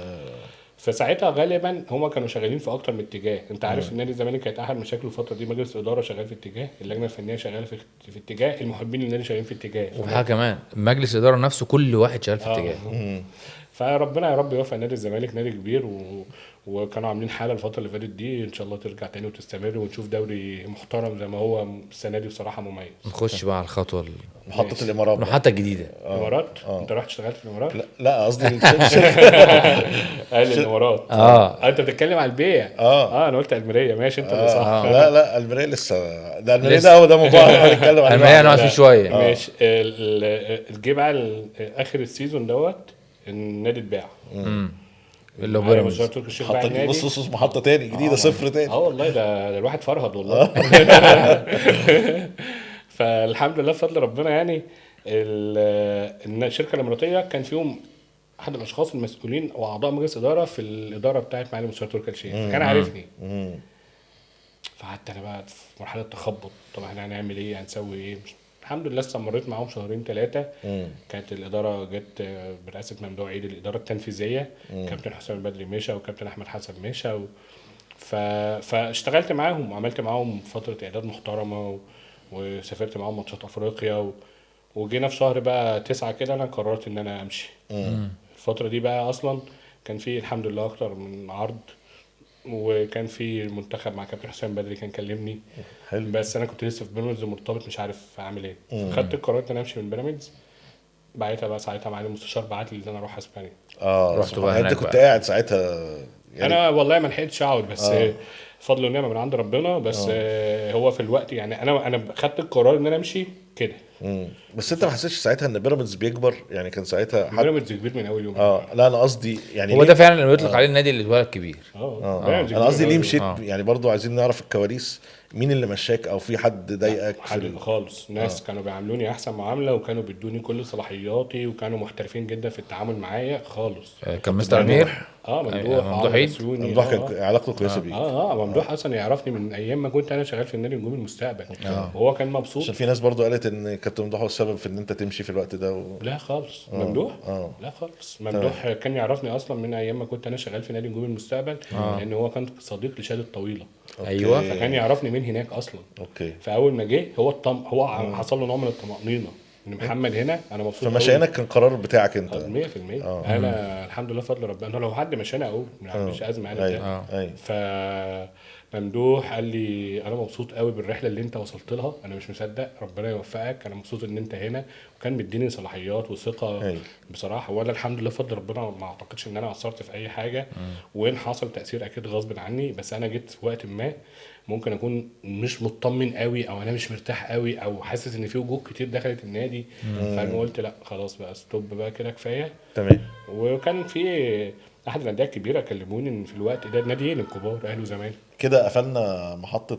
جت بقى الشركه الاماراتيه اشترت، وبعد كده المحطه اللي بعديها بقى معالي المستشار تركي كلمك، انت حبيت لقيت نفسك مش مستريح في التجربه الاماراتيه فمشيت من النادي، وعلى طول بقى لحقتش راح المستشار تركي مكلمك. ماشي. التجربه الدنماركيه بقى. ماشي. استقبلت الخبر اصلا ازاي؟ والله بص انا من كتر الصدمات فبقى عندي خبره جامده. كل شويه حد يقول لي النادي اتباع اللي انا شغال فيه، وش حلو على كل الاونرز اللي انا بشتغل معاهم. والله يعني ممكن حد بعد الحلقه حد لازم يا رب ان شاء الله البودكاست يتباع. فكان عشان ده حصل معايا قبل كده. ففي شهر 6 بقى بعد ما خلصنا السيزون مع بيراميدز كان في اوريدي مفاوضات وكده، هوبا النادي اتباع برضه. فلما جيت التجربه اللي هي الاماراتيه، ناس محترمه جدا، ناس جميله، اتعاملت معاهم وكانوا برضه بنفس صلاحياتي بنفس كل حاجه. وكان عندي امتيازات كمان افضل. بس انا شهر 7 وشهر 8 وشهر 9 انا مشيت يوم 19/9 بالظبط 2019. يوم مميز. فبس انا ما حسيتش بارتياح كده في جزء ما. يعني انا اللي استاذنت. كان ساعتها اصلا في شهر 7 وشهر 8 كان معايا المستشار تركي الشيخ، هو اللي بعت لي وقال لي عايزك معايا. بس انا ما كنتش قادر ان انا اسيب ملفات مهمه في بيراميدز لان انا المسؤول عنها. تمام. فلما خلاص الدنيا استقرت والقيد قفل والامور بقى فيها استقرار في النادي ولعبنا اول ماتش في الدوري، انا اعتذرت على طول. بس بعديها بقى ما قعدت حدش شوية. قال لي، انت قدمت استقاله؟ قلت له اه. فقال لي طب تعالى اسبانيا. بعدها حصل بقى محمد العاصي كلمني وقال لي تعالى مستنيينك. رحت، هم اشتغلوا قبلي شهر ونص بالظبط، وانا بدأت المراية. بقى شغل اول ما رحت على طول. والحمد لله يعني رحت على اتأجل. ايه بقى كشغل، اول شغل انا بالنسبه؟ مسؤول ملف الكوره وحاله الوصل ما بين مجلس الاداره واللعيبه والجهاز الفني. تمام. انا زي هيد اوف ادمنستريشن، انا هيد اوف فوتبول. كان ليا جزء في السكاوتنج مع الاداره التنفيذيه، لان هناك النادي كان اونر مستر تركي محمد العاصر المدير التنفيذي، كان في معانا حد مدير تعاقدات، وانا مدير ملف الكوره.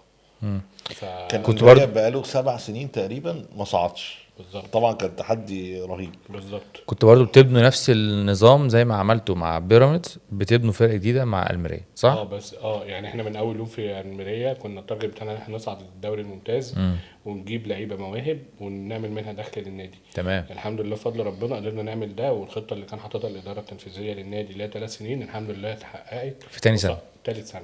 تالت سنه. تالت سنة. تالت سنه. والحمد لله قدرنا نعمل مبيعات بشكل محترم جدا للنادي.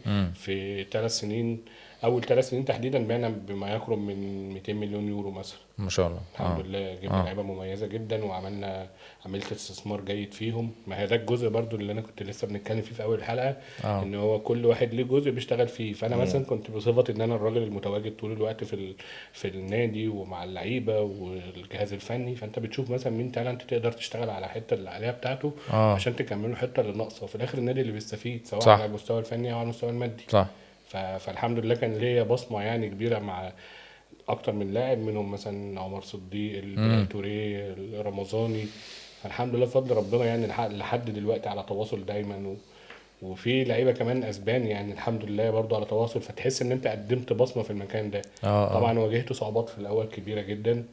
اللغه فرقت معاك في الاول؟ طبعا انا قعدت مثلا ممكن سنه، انا بقول دايما كده سنه ونص ضيف، وده تحسب للاداره التنفيذيه والاونر بتاع النادي ان هو صابر عليك. ايوه. هم حاسين ان محمد شاطر وهيطلع الحاجه دي هتطلع امتى بقى مش عارف، بس انا من اول يوم بشتغل، بس الناتج بتاعك بقى وتاثيرك يبان بعد سنه. ليه؟ لان كنت اتاقلمت اكتر، خدت على اللغه، بدات اخش جوه اللعيبه اكتر. فالحمد لله فضل ربنا يعني اكتسبت خبرات في فرق شاسع بين هنا وهناك طبعا. طبعا. طبعا. الفرق ما بين هناك وبيراميدز، ولا هناك والدوري المصري اصلا؟ بيراميدز نادي كبير ونادي منظم ونادي عنده احترافيه، بس بيراميدز برضو ما زال بيلعب في منظومه مثلا بتحكمها لوائح معينه، بتحكمها ملاعب معينه، اضاءات معينه، تحكيم معين. فبرضو هو يمكن مش قادر يطلع للليفل الاعلى كبيراميدز. هو بيراميدز طلع اوريدي، او هو كان نادي مميز مع نفسه بس. حلو. اصلا مجبر، بيراميدز مجبر بالمنظومه اللي حواليه. ما هو في الدوري المصري، ما هو مش هيلعب في الدوري الانجليزي، فهو كده في الدوري المصري. فاهمك. فهو احسن تنظيما، احسن مش عارف استثمارا ايا كان، وتقدر تقول عليه كده. انما مثلا الدوري الاسباني اي نادي هناك 100% مختلف تماما عن مصر. يعني الحمد لله بفضل ربنا. انا بقول دايما ان حق تعبي مثلا واجتهادي ربنا اداني حاجات كتير قوي، بس اجملهم ال6 سنين اللي في اسبانيا دول. يعني انا بحب الكوره، انا راجل عندي شغف بالكوره غير طبيعي.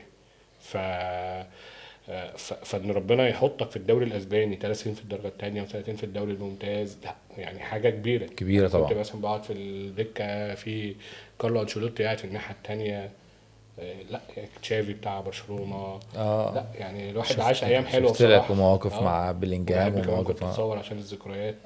ده الصور ده بيضايق الناس، بس يعني مش عارف ليه، بس بحب اخد الناس ليه المشكله يعني في كل حته. بلاش بلينجهام بقى. بلينجهام تاني. الناس كلها اتكلمت في القصه. بلينجهام كانت مشكله ظريفه، واحلى حاجه خدنا التيشيرت بس خلاص. الحمد لله. كان حصل في مواقف حصلت قويه معاك ما بينك وبين اللعيبه معاك في الفرقه في الميريا، اثرت مواقف ايجابيه بالنسبه لك؟ كانت سلبيه يعني في الاول بالنسبه للعيبه وبعد كده بقت ايجابيه. هقول لك يعني انا مثلا دي هقول لك على موقف. يعني في لعيب مثلا ما كان قريب مني، واللعيب ده من اهم اللعيبه جوه الفرقه، صدر منه سلوك صعب جدا، تعدى على لاعب جوه اوضه اللبس وحصل مشكله كبيره. فالمدرب جه قال لي انا تعدى عليه ازاي يعني؟ ينفع يعني مشكله مشكله يعني تعوقت عصبيه بعد تمرين، دخلوا على بعض جامد، الموضوع توصل ان هو في اشتباك. فتمام. حتى حدفه بمقص كده مقص الطب بتاع اللزق ده، فالمقص من قوه الحدفه وقف في الحيطه. يا نهار رشا. أبيض. والله يعني ده لو كان راح فيها دي كان حبس. فالمدرب جه قال لي ده قال لي ده غوريلا، ده مش هينفع نسيطر عليه، ده أنا ماليش علاقه بيه وما عدتش عايزه. طب اهدى بس ونتكلم. مش انت بقى دورك انت هنا مثلا ازاي انك تفيد النادي وتعاقب اللعيب، وكل واحد يبقى مرته دي يعني، والمدرب برضه تعمله اللي هو عايزه. فقعدت مع اللعيب عنفته بشكل ما وعرفته ان اللي ده حصل غير مقبول بيه اصلا، واتوقع عليه عقوبه كبيره جدا. ده غير الجزء الاصعب ان هو مطالب ان هو يعتذر لكل فرد داخل القايمه يعني. فانا قلت للمدرب اللعيب ده بكره هيجي يعتذر لواحد واحد. قال لي انا بثق فيك جدا وبحبك، ما تخلينيش افقد الثقه دي. قال لي ده هيجي يعتذر بعد اللي عمله. قلت له والله. فقال لي لا. فانا بدات اشك في نفسي، قلت يعني ممكن فعلا اللعيب بيقول لي ممكن مش يحرجك. جاي. تبقى كارثه. قلت له خلاص خلينا نشوف بكره يعني. كنا واقفين في نص الملعب كلنا دايره، اللعيب دخل على واحد قال لهم انا اسف، انا بعتذر لكم، انا عندي مشكله، لما بتعصب ما بعرفش اتمالك نفسي، محتاج منكم تساعدوني. اول ما وصل عند اللعيب اللي عمل معاه المشكله قام هو حضنه، قام الموضوع اتقلب بقى الاهتاف باسم اللعيب دوت وبقت لحظه عاطفيه. جه المدرب بعد التمرين قام داخل عليا الاوضه قال لي شابوش. قال لي انا مش مصدق. قال لي انت مسيطر على ده ازاي؟ قلت له هو مفيش، تسهيل ربنا زائد ان دي ملكه ربنا مديهاني ان انا ابقى مقنع للشخص اللي قدامي. ايوه الحمد لله فضل ربنا اكتر من لعيب. يعني انا بقول لك في لعيبه بتلعب في انديه كبيره في اسبانيا دلوقتي بيكلموني كل اسبوع من باب الاريحيه، حتى لو ما بدلوش معلومه. انا مش سبب مثلا ان هو يبقى واو، لا انا راجل عارف انا بعمل ايه وساوي مع نفسي. اهم حاجه لازم اكون ساوي مع نفسي يعني. بس اللعيب من باب الاريحيه اللي هو بيحب عادل. لا دي واضحه معاك يا كابتن من اول لما بدات لغايه دلوقتي، زي ما قلنا من اول نجوم بيبسي. هي لو انت لو مش قلبك ابيض وصافي النيه ما كانتش مشي كده. كل ما ترجع للصفر تروح مكان اقوى. لا انت عارف بقى يعني، هو مش عارف والله مش عارف. الناس بتاخد النيه دي ممكن يقول لك ده لقمه ومش لقمه عادي يعني. مش مهم اللقم فين؟ يعني فين اللقم في القصه دي كلها؟ احنا في مجال الكوره شويه الناس مش لا بص عندنا مشكله في نظريه مؤامره. غير نظريه المؤامره كمان، الناس كتير مش مؤهله لمكانها. ايوه فتلاقيه مهزوز. جينا بقى للنقطه الاهم في الحلقه. ماشي. فتلاقيه مهزوز. لو انت قوي وعندك ثقه في نفسك وعندك ثقه في امكانياتك، اتعامل مع الناس بوضوح. عندك مشكله مع ده روح قول له عندك مشكله في 1 2 3 وتشوف واديله فرصه 2 و3. انما ان انت مثلا بتبني كلامك على حد سمعه او حد قال لك او ان انت قلقان من ده من باب ان هو شاطر يعني مثلا في انديه مثلا سواء في مصر ولا بره مثلا، انت لو شافوك بتطور يتضايقوا مش عارف ليه. طب ما هو في الاخر محسوب لك انت يعني، انت راجل هيد او انت راجل اونر او انت ما انت محسوب لك انت مش محسوب لنا.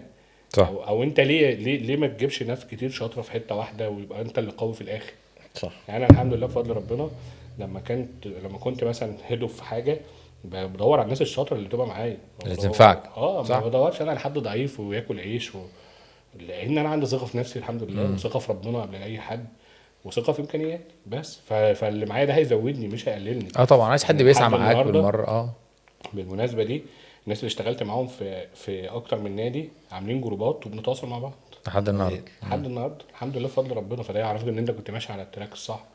بس بالمناسبه دي صحيح انت فكرتش تجيب بقى حد من مصر من اللعيبه المصريين صغير تاخده معاك الميريه هناك او كده؟ ما جاش في بالكم حد فعلا؟ كان في مره الاداره التنفيذيه طرحت من موضوع تريزيجيه، كنا احنا فكرنا فيه ان احنا نجيبه بس هو ساعتها تريزيجيه كان بره مصر. لا بتكلم حد من مصر كدوري مصري. دوري مصري.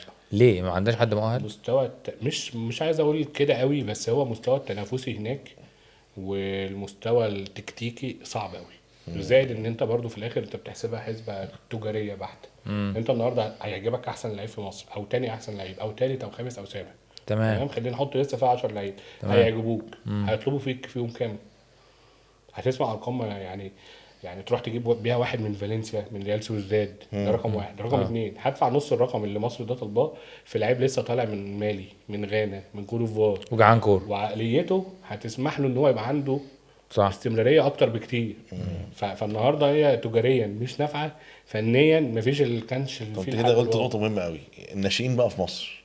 طب ما مش هفكر في النجوم عشان زي ما انت قلت تجاريا مش لكن الناشئين زي كريم حمزه مثلا، زي حمزة عبد الكريم. حمزه عبد الكريم قصدي معلش.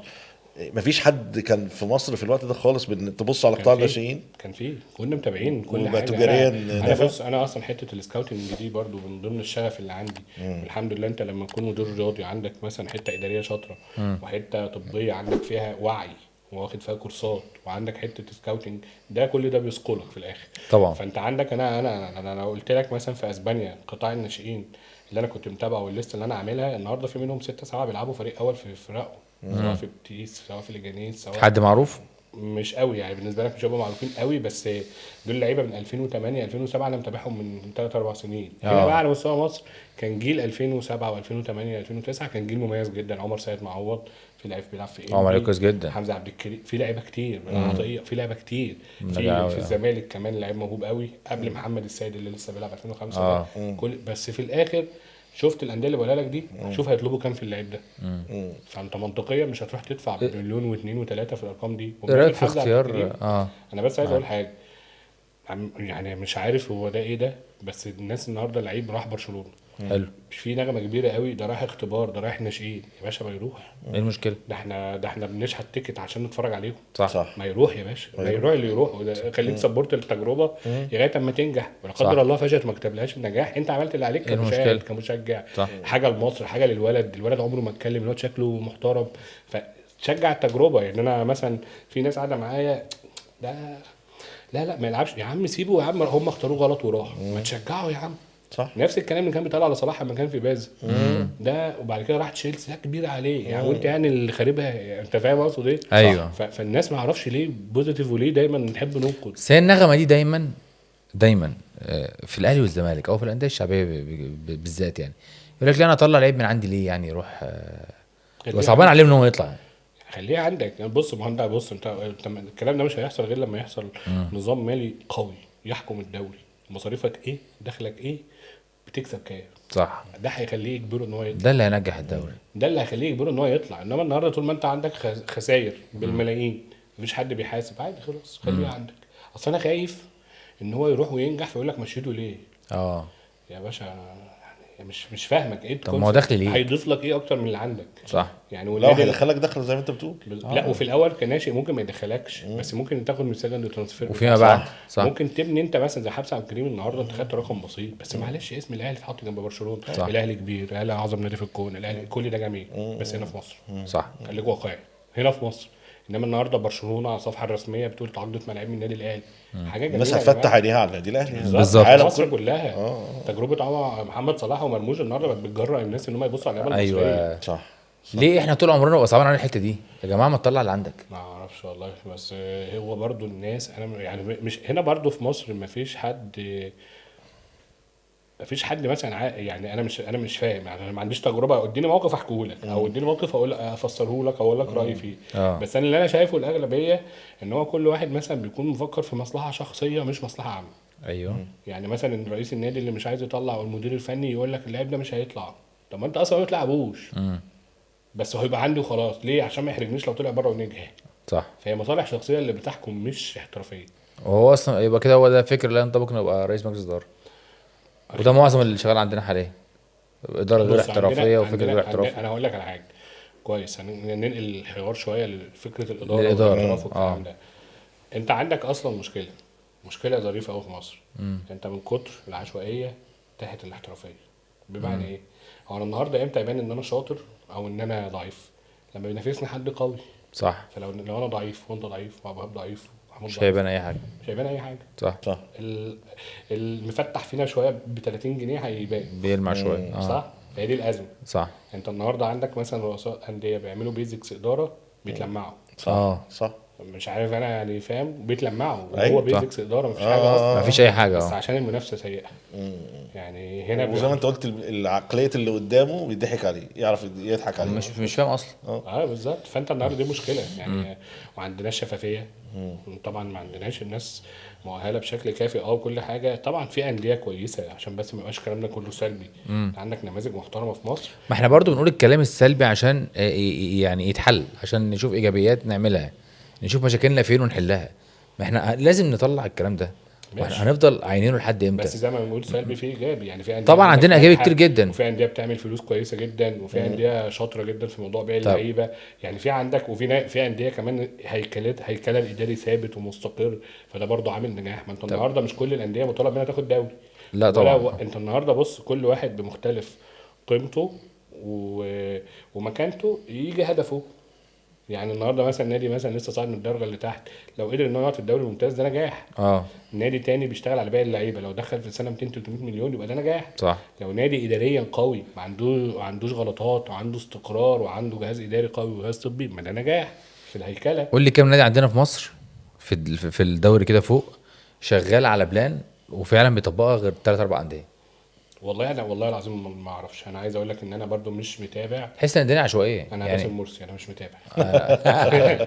انا مش فعلا مش متابع تفاصيل الانديه. اصل انا برضو شويه يعني يعني انت عاجبك مثلا؟ شويه اداريا ايه، احب اكون عارف تفاصيل اديك موقف، اه انما ما ينفعش اشوف من بره.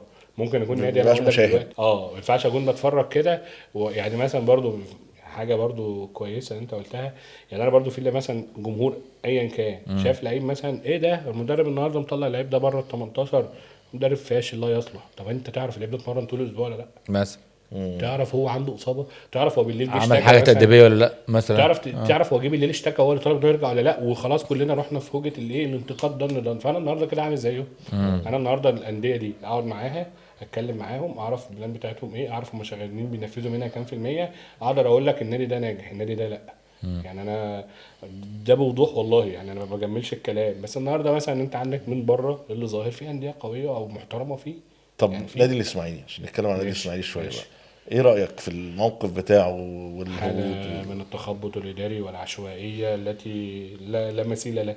بس النادي الإسماعيلي عنده أزمة بقاله 10 سنين إن هو مش عارف هو فين وعايز إيه.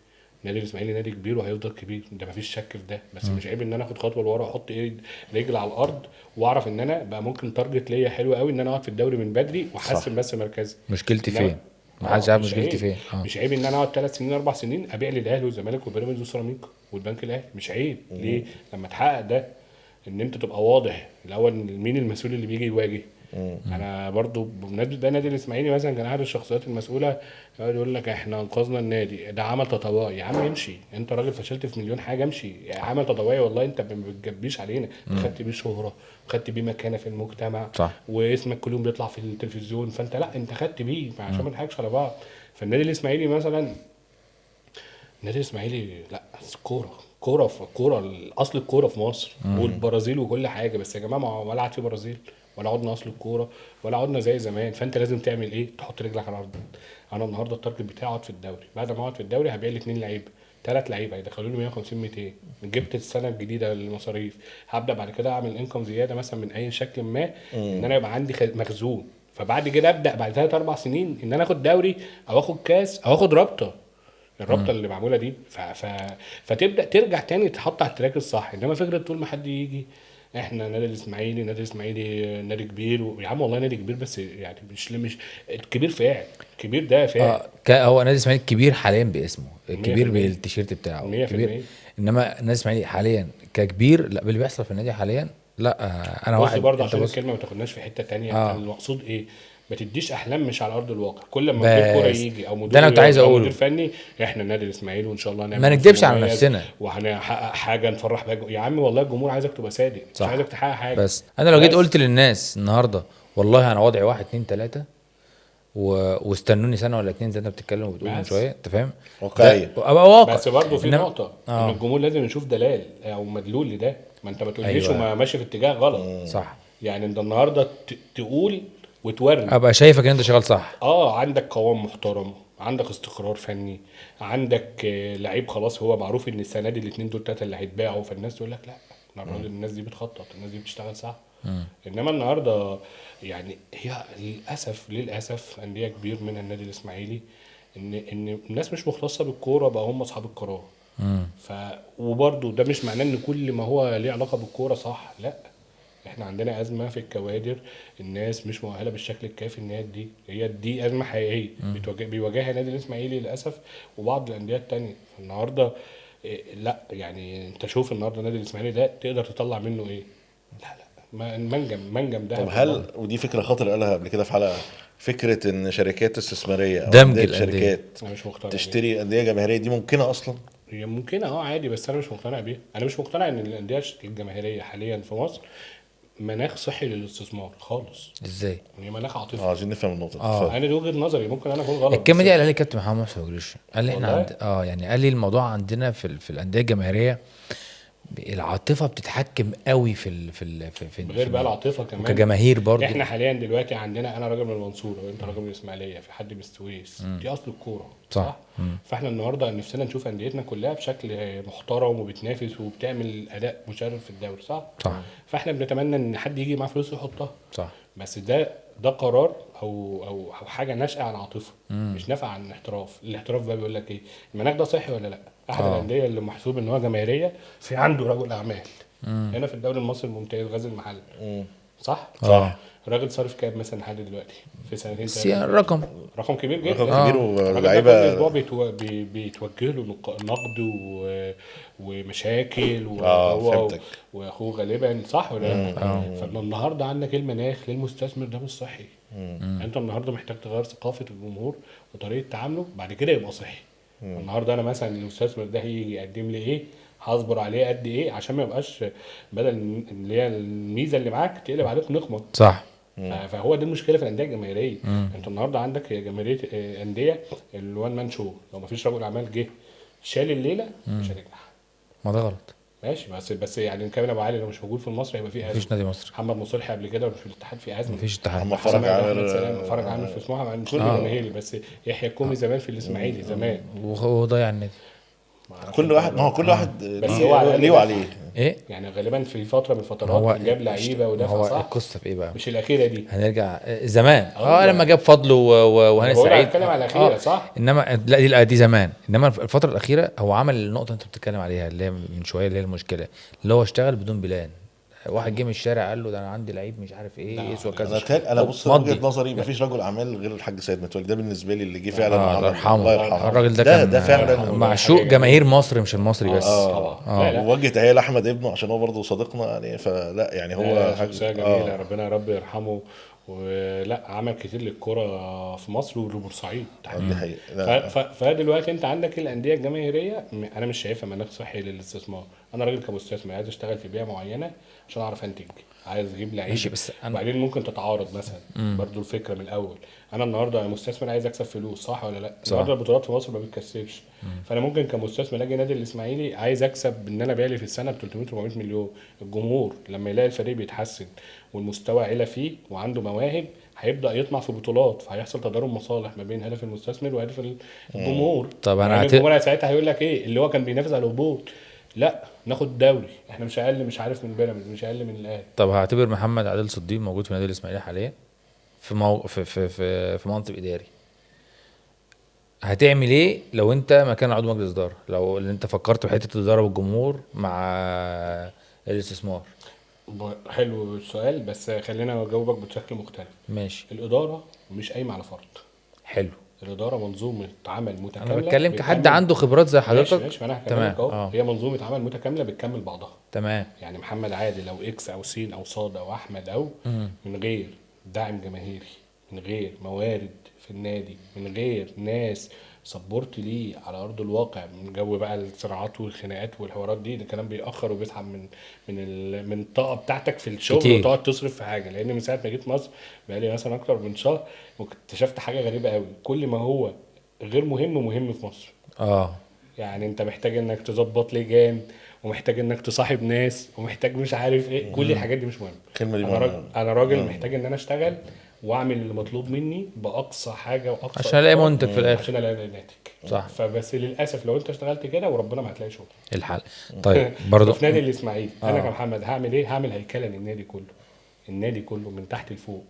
قطاع الناشئين، مين الناس اللي موجوده فيه، مين الناس اللي مسؤوله عن انها تطلع لي ناشئ بعد سنه واثنين وثلاثه، الناس دي مؤهله ولا لا، تمام. اداريا وفنيا وطبيا، لان هي منظومه متكامله. مين الهيد بتاع الناس دي كلها؟ رئيس القطاع. مين في الفريق الاول؟ انا هعرف معايا بادجت كام هجيب بيها ايه عشان يقعدني في الدوري، او عشان انافس بيه على رابطه، ولا عشان اعمل بايه، على حسب البادجت اعرف اختار.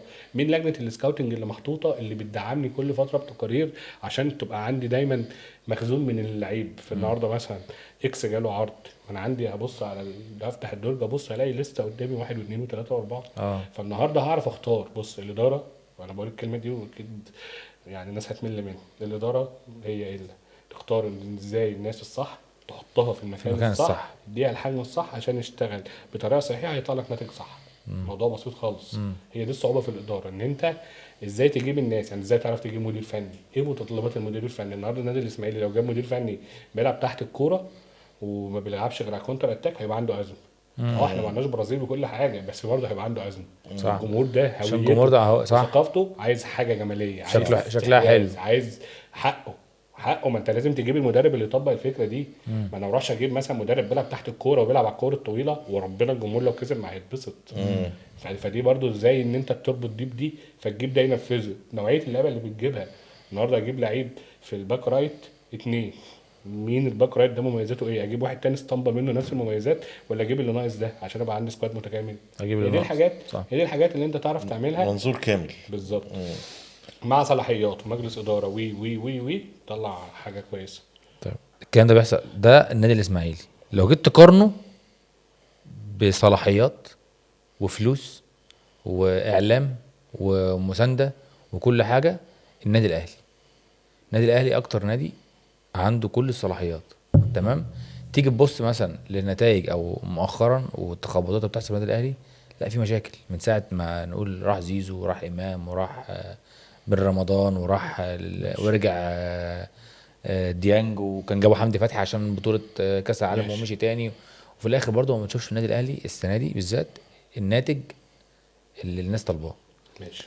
دي الحاجه التانية بيصرفوا فلوس جامده جدا على صفقات، وفي الاخر تلاقي صفقات وهميه منظر. ماشي. بص خلينا نعمل يعني السؤال ده نقسمه كذا حاجه. اول حاجه النادي الاهلي منظومه كبيره داخل القاره الافريقيه وناجح وعنده بطولات. النادي الاهلي قوي وبيستفيد من قوته. ودي حاجه حلوه. مفيش مكان للضعيف في الحياه. تمام. في الكوره وبره الكوره، انت قوي عارف تاخد اعلانات، انت قوي عارف يتعمل لك مسانده، ما حاجه حلوه. مش حاجه وحشه، كلنا نتمناها. لو انا راجل ضعيف وبقيت قوي في يوم من الايام هتمنى الناس تقف معايا واتمنى الناس تديني حقي بزياده. فده كل ده جميل. تمام. النادي الاهلي عنده ازمه في الناحيه الاداريه دلوقتي. من وجهه نظري انا كمحمد راجل اداريه ولا فنيه؟ الاثنين. ما هي اداريه يترتب عليها الفنيه. حلو. اللي هي من اختيارات سواء مدرب او لعيب. فانت ماشي. الاول اصلا اداريا في مشكلتين، ان انت عندك اللي هي ايه، اتخاذ القرار. النادي الاهلي ما تعرفش مين بياخد في القرار. يعني في لجنه تخطيط، في اداره كوره، في مدير رياضي. يعني كابتن محمد يوسف مدير رياضي، اول مره في حياتي والله العظيم كنت حابب الفتره بتاعته جدا مع حرس الحدود كمدير فني.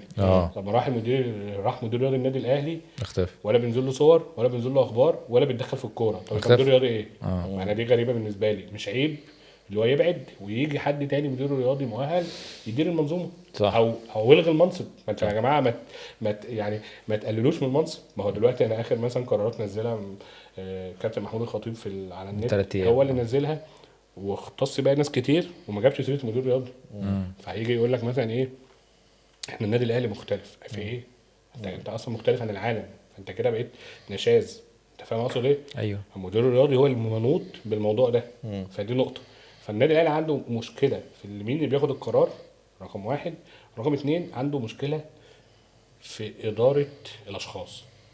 يعني انا وجهه نظري والكلام ده كنت بقوله من فتره جامده، واصحابي الاهلاويه اللي هم قريبين مني يعني اقتنعوا بيه مؤخرا. كولر مثلا في اخر سنتين حقق غالبا 11 او 13 بطوله. صح. فده بيكون ليه تعامل مختلف، اداره الاشخاص، وانك تحافظ على الشخص نفسه عشان يديك بنفس الشغف والدافع. ما ده هيبقى الناتج مردود ليه للنادي في الاخر. ما كانش الاهلي وصل للمرحله اللي هو وصل لها دي. فمثلا على سبيل المثال النادي الاهلي لعب في السوبر الافريقي نادي الزمالك وغالبا خسر بضربات الجزاء، صح، في الامارات. حصل صح. دي كانت اول خساره بطوله للكولر، صح. صح. ايه اللي حصل بعديها؟ اتعلق له بقى المشانق خلاص. بالظبط. حصل ان في خصم من اللعيبه بعد كده، او مش خصم، ممكن حصل ان في اجتماع مدير الرياضي مع اللعيبه، بعد كده حصل ان الراجل مره واحده يعني اتسخف بيه الارض. فهو كراجل اجنبي، وانا بحكم خبرتي مع التعامل في الاجانب، هو لازم تديله حجمه وتديله حق تعبه. صح. فمن هنا جالي المشكله، ان هو الراجل بعد ما خلص البطوله بضربات الجزاء كأن الدنيا قامت. تعامل النادي الاهلي في الملف ده وداه لحاجات كتير قوي وحشه غلط. فقد الراجل الشغف. فهتقوليش بقى احترافيه وهو بياخد راتب، ما هو انت كمان ما كنتش محترف، لان الكوره مكسب وخساره. صح. فاهم اقصد ايه؟ وفي مره تانية اجتمعوا بالجهاز الفني بدون كولر. دي سقطه. دي اول مره تحصل في تاريخ الكوره، او ان حصلت فهي حاجه سيئه جدا، قرار فاشل. بناء ايه اللي حصل؟ الراجل بدا يعاند في لعيبه، جاب اللعيب الفيرود الطويل اللي هو ما عملش حاجه ده.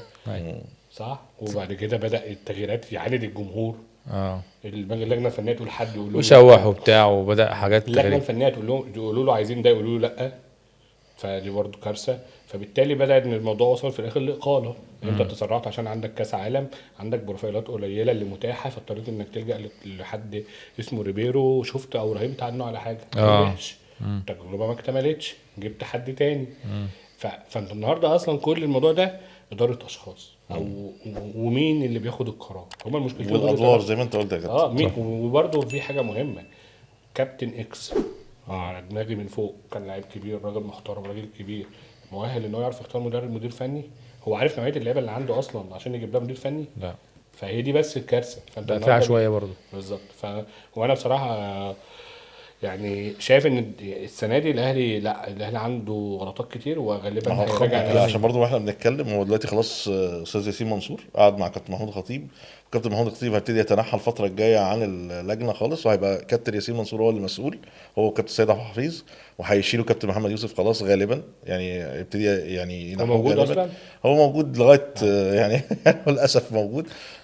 وهتبتدي بقى اعتقد هم خطوات التصحيح بقى اللي احنا بنتكلم عليها. اتوقع ان الاهلي عنده، انا اثق في الاستاذ ياسين منصور جدا كمخ بقى. بص، هو النادي الاهلي عموما بصراحه الاسماء بتتبدل، بس هي كمنظومه كبيره عنده القدره ان هو يعرف يعمل اي حاجه. يعني يعرف يجيب ناس مؤهله، يعرف يجيب ناس شاطره، يعرف يصحح المسار بسرعه. وبرده نكون حقانيين برده، ان طبيعي في العالم كله اي فرقه بتطلع فوق فوق فوق لازم بيجي لها وقت وبينزل طبعا. ده طبيعي. هي بس الفكره ان هي جايه توقيتها. انا كنت بدي كورس في ليبيا، ايوه، في الاداره الرياضيه تبع الاتحاد الليبي لكره القدم. ففي ناس قاعدين، فكانوا في 25 شخص حاضر يعني. فالموضوع قلب اهلي وزمالك، واحنا قاعدين وقعدنا نضحك ونهزر. ففي اداره النجوم دي، انا قلت لهم دي ازمه في النادي الاهلي، فالاهلاويه زعلوا.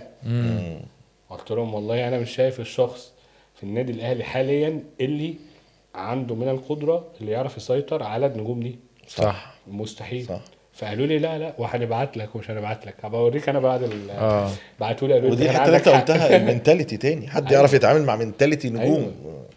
النهارده اللعيب، معلش، النهارده اللعيب انت عشان تحاسبه لازم تديله حاجه. انا برضو فكره العقوبات حلوه والخصومات فلوس حلوه، ما في كل ده جميل، بس انت لازم تكون مديت له حاجه، لازم تبقى قعدت معاه اديته تراك يمشي عليه، لازم تعرفه ان الصح والغلط ايه، ولازم تحسنه من ما انت ما بتتعاملش هنا مع مثلا مالديني ونيستا، لا. طبعا انت لازم مختلفه جدا وترجع تحاسبه. ما بقولكش ما تخصمش، لا تخصم طبعا، بس في حاجه تعمل من الخصم. وبرده الموضه الجديده اللي طالعه الفتره اللي فاتت، نخصم مليون جنيه، طب نقسطه، طب نلغيه. يا باشا انت هو مش غلط. هو الفكره في حاجه برضه، انا كان عندي مشكله دي قبل كده في بيراميدز على فكره. تخصم من مين؟ وفي ناس واخده اصلا في عقودها كامله، وفي حاجات غريبه اتقالت يعني مثلا برضه يعني احط معيار للنقاء، ما اعرفش ايه اللي حصل في بيراميدز قبل كده قبلك. انا اقول لك، انا بيراميدز مثلا كان معانا 2 لعيبه تجاوزوا، فاللعيبه تجاوزوا دول اتخصم منهم مبلغ كبير، فجم الاداره قالوا لي تمام ننفذ الخصم، تمام كسبنا ماتشين، قال لك لا الغي الخصم. قلت له لا والله العظيم، قلت له لا. كابتن حسام بدري كان شاهد. ايوه. قلت له لا، قال لي، قلت له يا كابتن هم غلطوا يتجازوا، صح، او نربط الخصم ده بالدوري. فالمهم بعديها الفرقه 3 ماتشات اتعادلنا. فكابتن حسام بدري قام داخل الاوضه قال لي اوعى تكون شلت الخصم. قلت له لا. قال لي يا جدع برافو عليك. لا، كابتن حسام برضو من الشخصيات القويه في الكوره.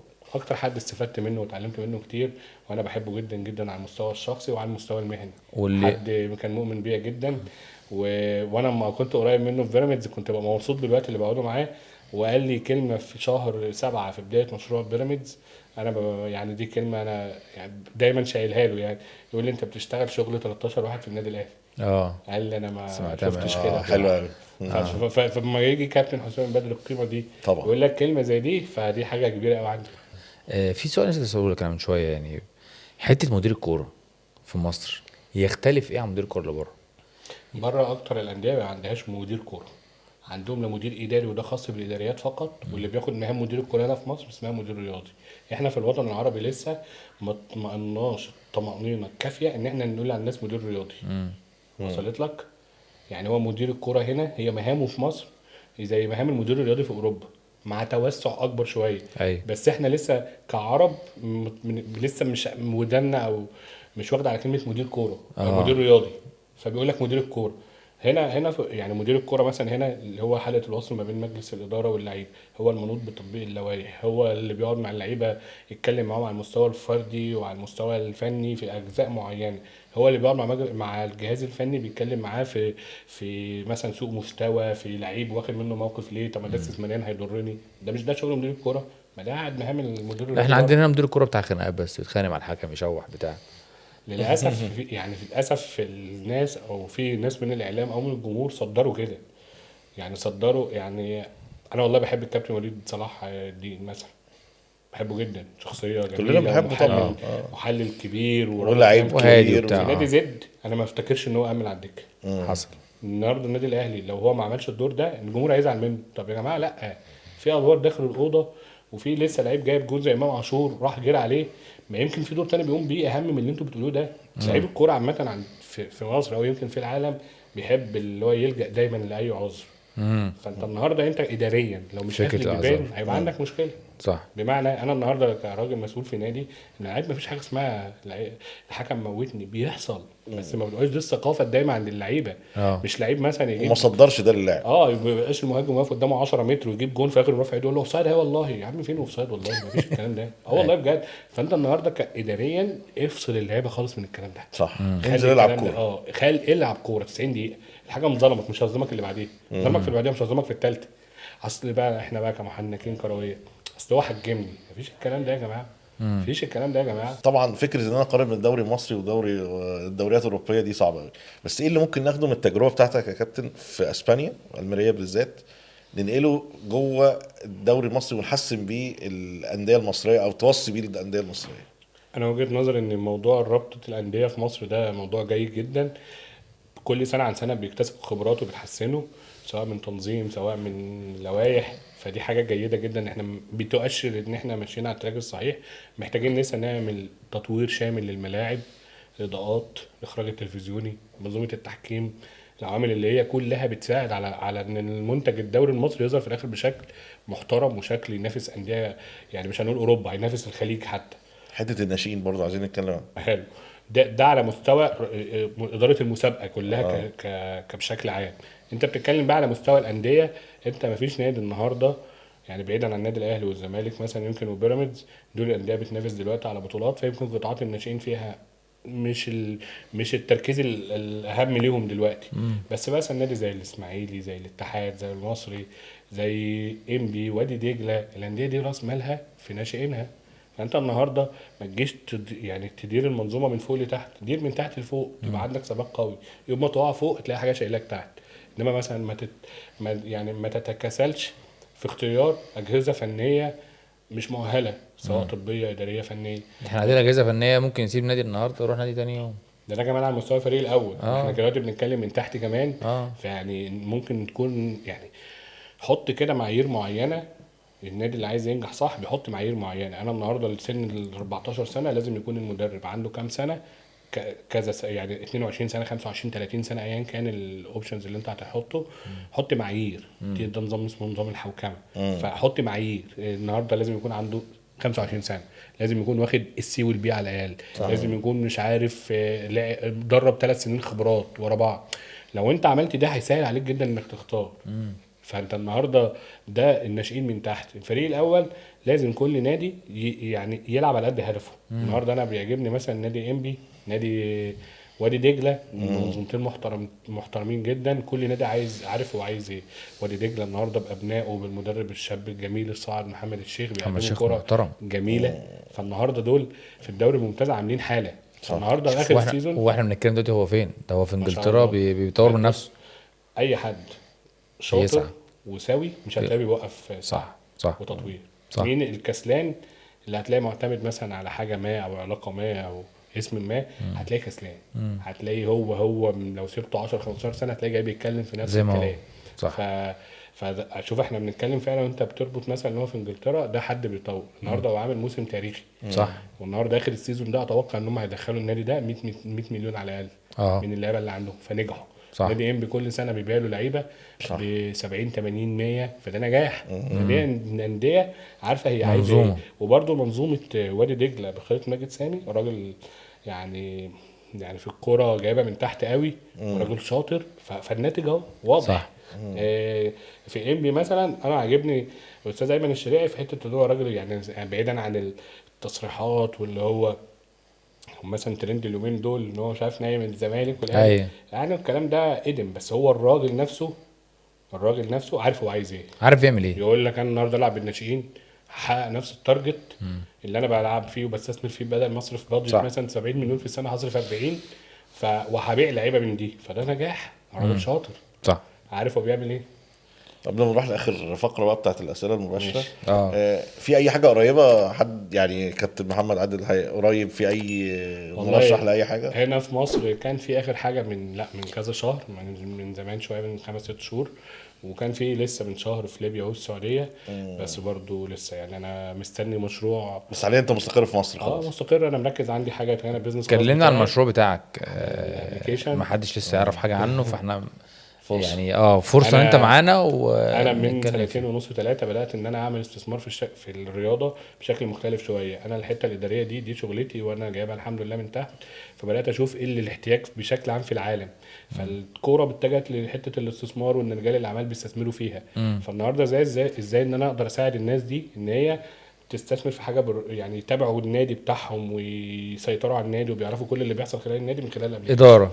فعملت ابلكيشن للاداره الرياضيه. حلو. انت بتتابع من خلاله كل اللي بيحصل جوه النادي، بتتابع التقارير، النتائج، الحضور والغياب، كل حاجه تخص اللعيبه. كل حد من ما هو داخل المنظومه الرياضيه، سواء لعيب، اداري، دكتور، فني، ليجل، محاسبه، كله ليه جورني مختلفه جوه الابلكيشن. انا النهارده بحكم خبراتي حطيتها كلها في الابلكيشن ده، والحمد لله شغالين. يعني بدات اركز فيه بدات شغل فعلا شهور. يعني. الحمد لله. وعملنا ديلات كويسه الحمد لله. بدات مع انديه. بس بره مصر كله.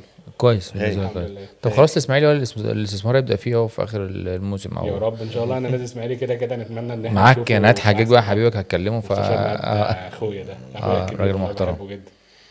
ربنا يكرمك ويوفقك. ده مشروع محترم جدا. ربنا يخليك. وكان لازم تتكلم فيه بصراحه لان ده حقك. يا حبيبي ربنا يخليك. وفي مصر لازم الناس تعرف ان انت عامل حاجه زي كده. ربنا يخليك. الحمد لله. فده حقك على الناس كلها يعني. الواحد الحمد لله زي ما قلت لك من بدايه كلامي هنهي يعني قبل نهايه الكلام ان انا دايما بشوف ايه التطور وايه السعي وامشي فيه. هو ده الصح. احنا بنحاسب على السعي وليس النتيجه. فانا ما اعتقدش ان ربنا اداني كل ده عشان انا احسن واحد في العالم. بس لو سعي ونيه تعالى نتنافس. هناخد شويه اسئله كده بسرعه. ماشي. يعني اهم حاجه سهله. لا ده حاجات انت يعني في وسط التجارب بتاعتك يعني. ايه اكتر صفقه انت كنت قريب منها جدا وفي اخر لحظه فشلت ليه؟ فشلت. كان عندنا لعيب في اسبانيا كان راح خلاص اتلانتا الايطالي، ويعني كان دي المهم للنادي وفي الاخر باظ. ليه؟ هم هناك تراجعوا في التعاقد في اخر يوم. ده مين بقى اللعيب؟ ماركو بوبيل راح دلوقتي اتلتيكو مدريد. اللعيب ده كان من اللعيبه اللي انا عجباني في ليفانتي، والاداره التنفيذيه جابته عندنا النادي. قعد معانا موسم ونص بعديها او موسمين بعديها راح اتلتيكو دلوقتي مدريد بيلعب كل الماتشات. حصلت في مصر؟ في مصر دي الفشل لا مفيش. مش متذكر يعني. وانا في الاسيوطي ما عندناش حد. في بيراميدز مثلا كنا هنجيب جون انطوي. فتره كابتن حسام حسن صح. ده كان كابتن حسام حسن يعني كان مستقتل ان هو يجي بيراميدز في الفتره دي لان كنا محتاجين مهاجم فعلا وقعدنا نحاول فيه وفي الاخر الموضوع ما تمش. ده من اللعيبه اللي كان نفسي تيجي في التوقيت ده كنا هننافس على الدوري بقوه. ما تمتش ليه بقى؟ مش فاكر والله الاسباب، من عند المقص ولا من عندنا، والله مش فاكر. ايه اكتر قرار اداري شفته في نادي كبير وقلت بينك وبين نفسك القرار ده يعمل مشكله؟ القرار ده يعمل مشكله اه، يعني انت شفت قرار على حكم حصل، خبرات انا، ولا انا حاجه انا شفتها؟ حاجه حصلت. حاجه انت شفتها حصلت في نادي النادي كبير. الأهلي كم التعاقدات ده اه. اللعيبه دي، يعني التكوينه بتاعت اللعيبه مش صح. امم يعني في مثلا انا اتفهم صفقه منهم ماشي، بس كم اللعيبه ده لا. ما انا متاكد ان انا بقول لك قلت الكلام ده في ليبيا في شهر 7، والجمهور الاهلاوي اللي في ليبيا اللي هم كانوا حاضرين الكورس بداوا يبعتوا لي. مين اصعب في التعامل من وجهه نظرك انت، كوجهه نظر اداره يعني، اللاعب ولا وكيل اللاعب؟ عشان عارفك بتحب الوكلاء قوي يعني. لا الوكلاء هنا طيبين يعني، بس اللعيبه عندنا في مصر هي اللي اصعب شويه. اصعب ازاي؟ على المستوى الاحترافي مش كافيين يعني. في لعيبه كتير مثلا مش عارفه ليها ايه وعليها ايه، فده يتعبك في التعامل. كلما زادت الاحترافيه كلما قلت المشاكل. اللعيب المحترف اللي زي عبد الله السعيد بيبقى عارف ليه ايه وعليه ايه، فتلاقي ده اسهل لعيب في التعامل. انما باقي مثلا اللعيب اللي غير محترف او اللي غير مؤهل انه يكون محترف ده متعب. الوكلاء لا، مش ازمه بالنسبه لي. هل فعلا في الكره المصريه في صفقات بتتم عشان اللعيب اسمه كبير وما يكونش ليه احتياج فني في الفرقه، ولا ما بتحصلش؟ ده بيحصل طبعا. زي مين مثلا، ولا مش عايز؟ مش متذكر، بس عشان حتى ما نحرجش حد، بس ده بيحصل على طول. في انديه لسه بتلعب على يبقى موسم لعيب. عملوه من 7 سنين، وعمال مثلا يلف في لعيبه. اقصد في انديه بتتعاقد مع لعيبه على موسم بس وعمل اسم، فاحنا بنجيبه وهنراهن عليه انه يرجع تاني، وهو بقى له اصلا 5 سنين قبل ما بيرجعش. فلا، في بيحصل ده. اكتر صفقه راهنت عليها عشان تجيبها وفشلت؟ فشلت كلعيبه. كده اخطأت برضو، بس هقول لك انا مثلا، والله انا مش يعني ما ارتقناش للفشل لان ما كناش بنلعب على دوري يعني ما الأبطال. جابش يعني التارجت اللي انت كنت عايزه. unexpected لا لا لا، يعني. في بس مش متذكر مين، لانه اه. واحد او اتنين. بس في حد منهم مثلا كان مع كابتن علي ماهر في الاسيوطي، افتكرته بس مش هقول اسمه. افتكرته، كنت انا بيلعب مراهن دلوقتي؟ عليه. بيلعب صح. بيلعب في الدوري فبلاش الممتاز. كنت انا اللي مراهن عليه، كابتن علي ثق فيا فيه. واللعيب ده ما يعني ما شرفناش. سريعا بقى، هتختار بين ماشي. حاجتين، انهي اهم، الاداره ولا المدرب؟ الاداره تعرف تختار مدرب. استقرار اداري ولا صفقات قويه؟ ما- لو مفيش استقرار اداري مش هتعرف تدير الصفقات القويه، وعندنا مثل دلوقتي مثلا موجود في مصر. فاستقرار اداري اهم. لاعب موهوب ولا لاعب ملتزم؟ لا، ملتزم. وكيل لاعبين ذكي ولا اداره قويه؟ اداره قويه تعرف تتعامل مع اي حد. بالنسبه للكره المصريه انهي اصلح، اللي يدرب الانديه المصريه بخصوص الانديه الكبيره، مدرب اجنبي ولا مدرب مصري؟ ما انت ممكن تجيب مدرب مصري عنده معايشات وعنده خبرات ونجح ومؤهل ومعاه كل اللايسنس اللي مطلوبه، فده يبقى غني. وممكن تجيب مدرب اجنبي حاجه اسمه اجنبي ومعاه لايسنس، بس كم التجارب بتاعته مثلا فاشله، او معدل الهزيمه عنده اكتر، فتجيبه لنادي محتاج انه ياخد بطولات، فالمعادله كده غلط. طب هي لمنتخب مصر، يعني كده خلاص دي الانديه، منتخب مصر بقى انهي احسن له، اجنبي ولا مصري؟ مصري. مصري. مصري. وانت شايف كابتن حسام مناسب رايك ايه؟ رأيي ان هو محقق التارجت مطلوب منه ونجح. خلينا نشتغل زي شغل اللي هو البيزنس، واحد زائد واحد اه. يساوي اتنين. هو الراجل ده تعجب بيه ما تعجبش بيه انت حر، بس انت حاطط له تارجت حققه نجح. بس مش خلينا يعني، لا نجح. لو قدامك تبني فريق بميزانيه قليله بس صح، ولا تصرف كتير عشان بطوله سريعه، تختار ايه؟ على حسب النادي اللي انا فيه. لو النادي بتاع بطولات اكيد هجيب، اصرف فلوس واخد بطولة. تمام. ايه رايك في اختيار هيثم الحسن؟ هيثم واحنا في الدرجة التانية في اسبانيا كان هو معار من فيا ريال لنادي اسمه مريانديس. كان بيلعب في النادي الدوري الدرجة التانية. في ماتش من الماتشات كان بيلعبنا، فروحت اتكلمت معاه قلت له انت مصري؟ فهو بيتكلم اسباني اصلا، ما بيتكلمش ولا كلمة عربي. اصلا. اه فاتكلمنا اسباني انا وهو، فقال لي بس انا عمري ما رحت وكده. قلت له طب انت عايز تروح المنتخب؟ فقال لي ليه لا. فقمت انا بعت رقمه لمدير فني المنتخب في الوقت ده. كان مين ساعتها؟ مش لازم بقى. فهو شاف ان هنا في مصر في ناس احسن يعني، اه ف... فبس هيثم انا شفته لايف يعني، واتعاملت معاه مرتين لعيب تلاتة. كويس. لعيب كويس جدا. لعيب كويس جدا، لعيب حريف واحد على واحد. يا رب الملاعب سواء في مصر او افريقيا تساعده، هيبان لك كواليتي مختلف تماما. لعيب في اسبانيا حتى الجمهور بتاع ريال اوفيدو حاليا بيحبه. وهل فعلا الكلام اللي بيتقال ان هم الناس اللي مع المجنسين اللي هم مع الجنسيتين دول بياخدوا فعلا فلوس عشان يلعبوا منتخب مصر؟ لا ما اعتقدش، لا.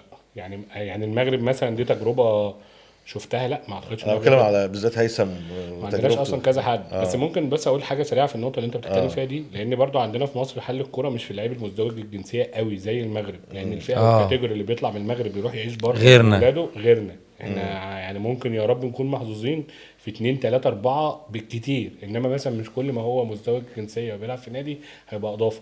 لا، لان الموضوع مع المغرب مدرسه مختلفه تمام. اخر سؤال بقى عشان ننهي حلقتنا، انت ماشي. لعبت قدام ريال مدريد ولعبت قدام برشلونه ولعبت قدام اتلتيكو مدريد، تمام. اصعب جمهور واصعب استاد اصعب استاد وجمهور مش دول. اصلا؟ اتلتيكو بالباو. بلباو. دول مشاكل لا صح. دول مش طبيعيين. اه انما مثلا انا استمتعت فين؟ استمتعت في الكامب نو في سانتياغو، في الاثنين زي بعض. ولا وحتى المتروبوليتانيو لا. يعني بصراحه الثلاثه استادات كبيره قوي، وعندي هناك ذكريات حلوه معاهم. بس كجمهور مرعب اتلتيكو بالباو طبعا. يعني نقدر نقول ان اكتر جمهور مرعب في اسبانيا بالنسبه لي انا اتلتيكو بالباو، واكتر جمهور حبيته ريال بيتيس. ريال بيتيس. انطباعك إيه في الملعب وانت شايف سيميوني رايح جاي وخناقاته؟ ده طبعا احساس جميل قوي، زي ما قلت لك ده تكريم من ربنا ان انت تشوف الحاجات دي لايف. وانشيلوتي انشيلوتي. ولا يعني اصعب حد فيهم في الملعب مين يعني؟ هو سيميوني ما بيقعدش. لا سيميوني طبعا. باقي المدربين هاديين وعندهم من الرزينه كده والعقل، يقعدوا يتفرجوا وياخدوا قرارات. انما سيميوني لا طبعا، مفيش الكلام ده. تقعد تنطط ويجي عند الدكه عندك ويرجع تاني. اتعاملت مع جون كتير الحمد واتصورت مع جون كتير، شايف رونالدينو، شايف زيدان، شايف رونالدو، بلينجهام، مش ناس كتير يعني. مين اصعبهم يعني الناس اللي هي التنكه اللي دماغها صعبه شويه، ومين اسهلهم في التعامل؟ لا بص، والله اللي انا صورت معاهم كلهم عسل. بس تقول لي مين صوره غاليه عندك قوي؟ زيدان. طبعا. يعني زيدان دي انا بالنسبه لي فاهم ليها معزه. انا صاحبي متصور مع زيدان، انت في إيه؟ زيدان لا. وحتى لما طلبت منه الصوره كانت ظريفه. برضو رونالدو برضو. رونالدو الظاهره ولا كريستيانو رونالدو؟ لا كريستيانو رونالدو. انا صورت مع الاثنين، بس كريستيانو رونالدو تحديدا. يعني لما دخل المكتب عندي وكان بنسق له بروتوكول تصوير مع الناس، فكان جاي يمشي، قلت له لا انا صاحب المكتب ده لازم قام ضاحك عمال لي تعالى وصورت معاه. لا طبعا. احنا انبسطنا ان انت كنت أنا موجود أكتر معانا والله. النهارده. انبسطنا الحلقة جدا جميلة. بجد والله. ونشكرك. يعني قلت معلومات كتير جدا للناس، وان شاء الله تبقى حلقه مفيده يا وتعجب رب ان الناس. شاء الله تعجب الناس. وان شاء الله تبقى في حلقه تانية شاء الله وثالثه بإذن بعد الله. تجارب جديده ان شاء الله. باذن الله. وان شاء الله انتظرونا في حلقات جديده من بودكاست شاء اون الله. سايد.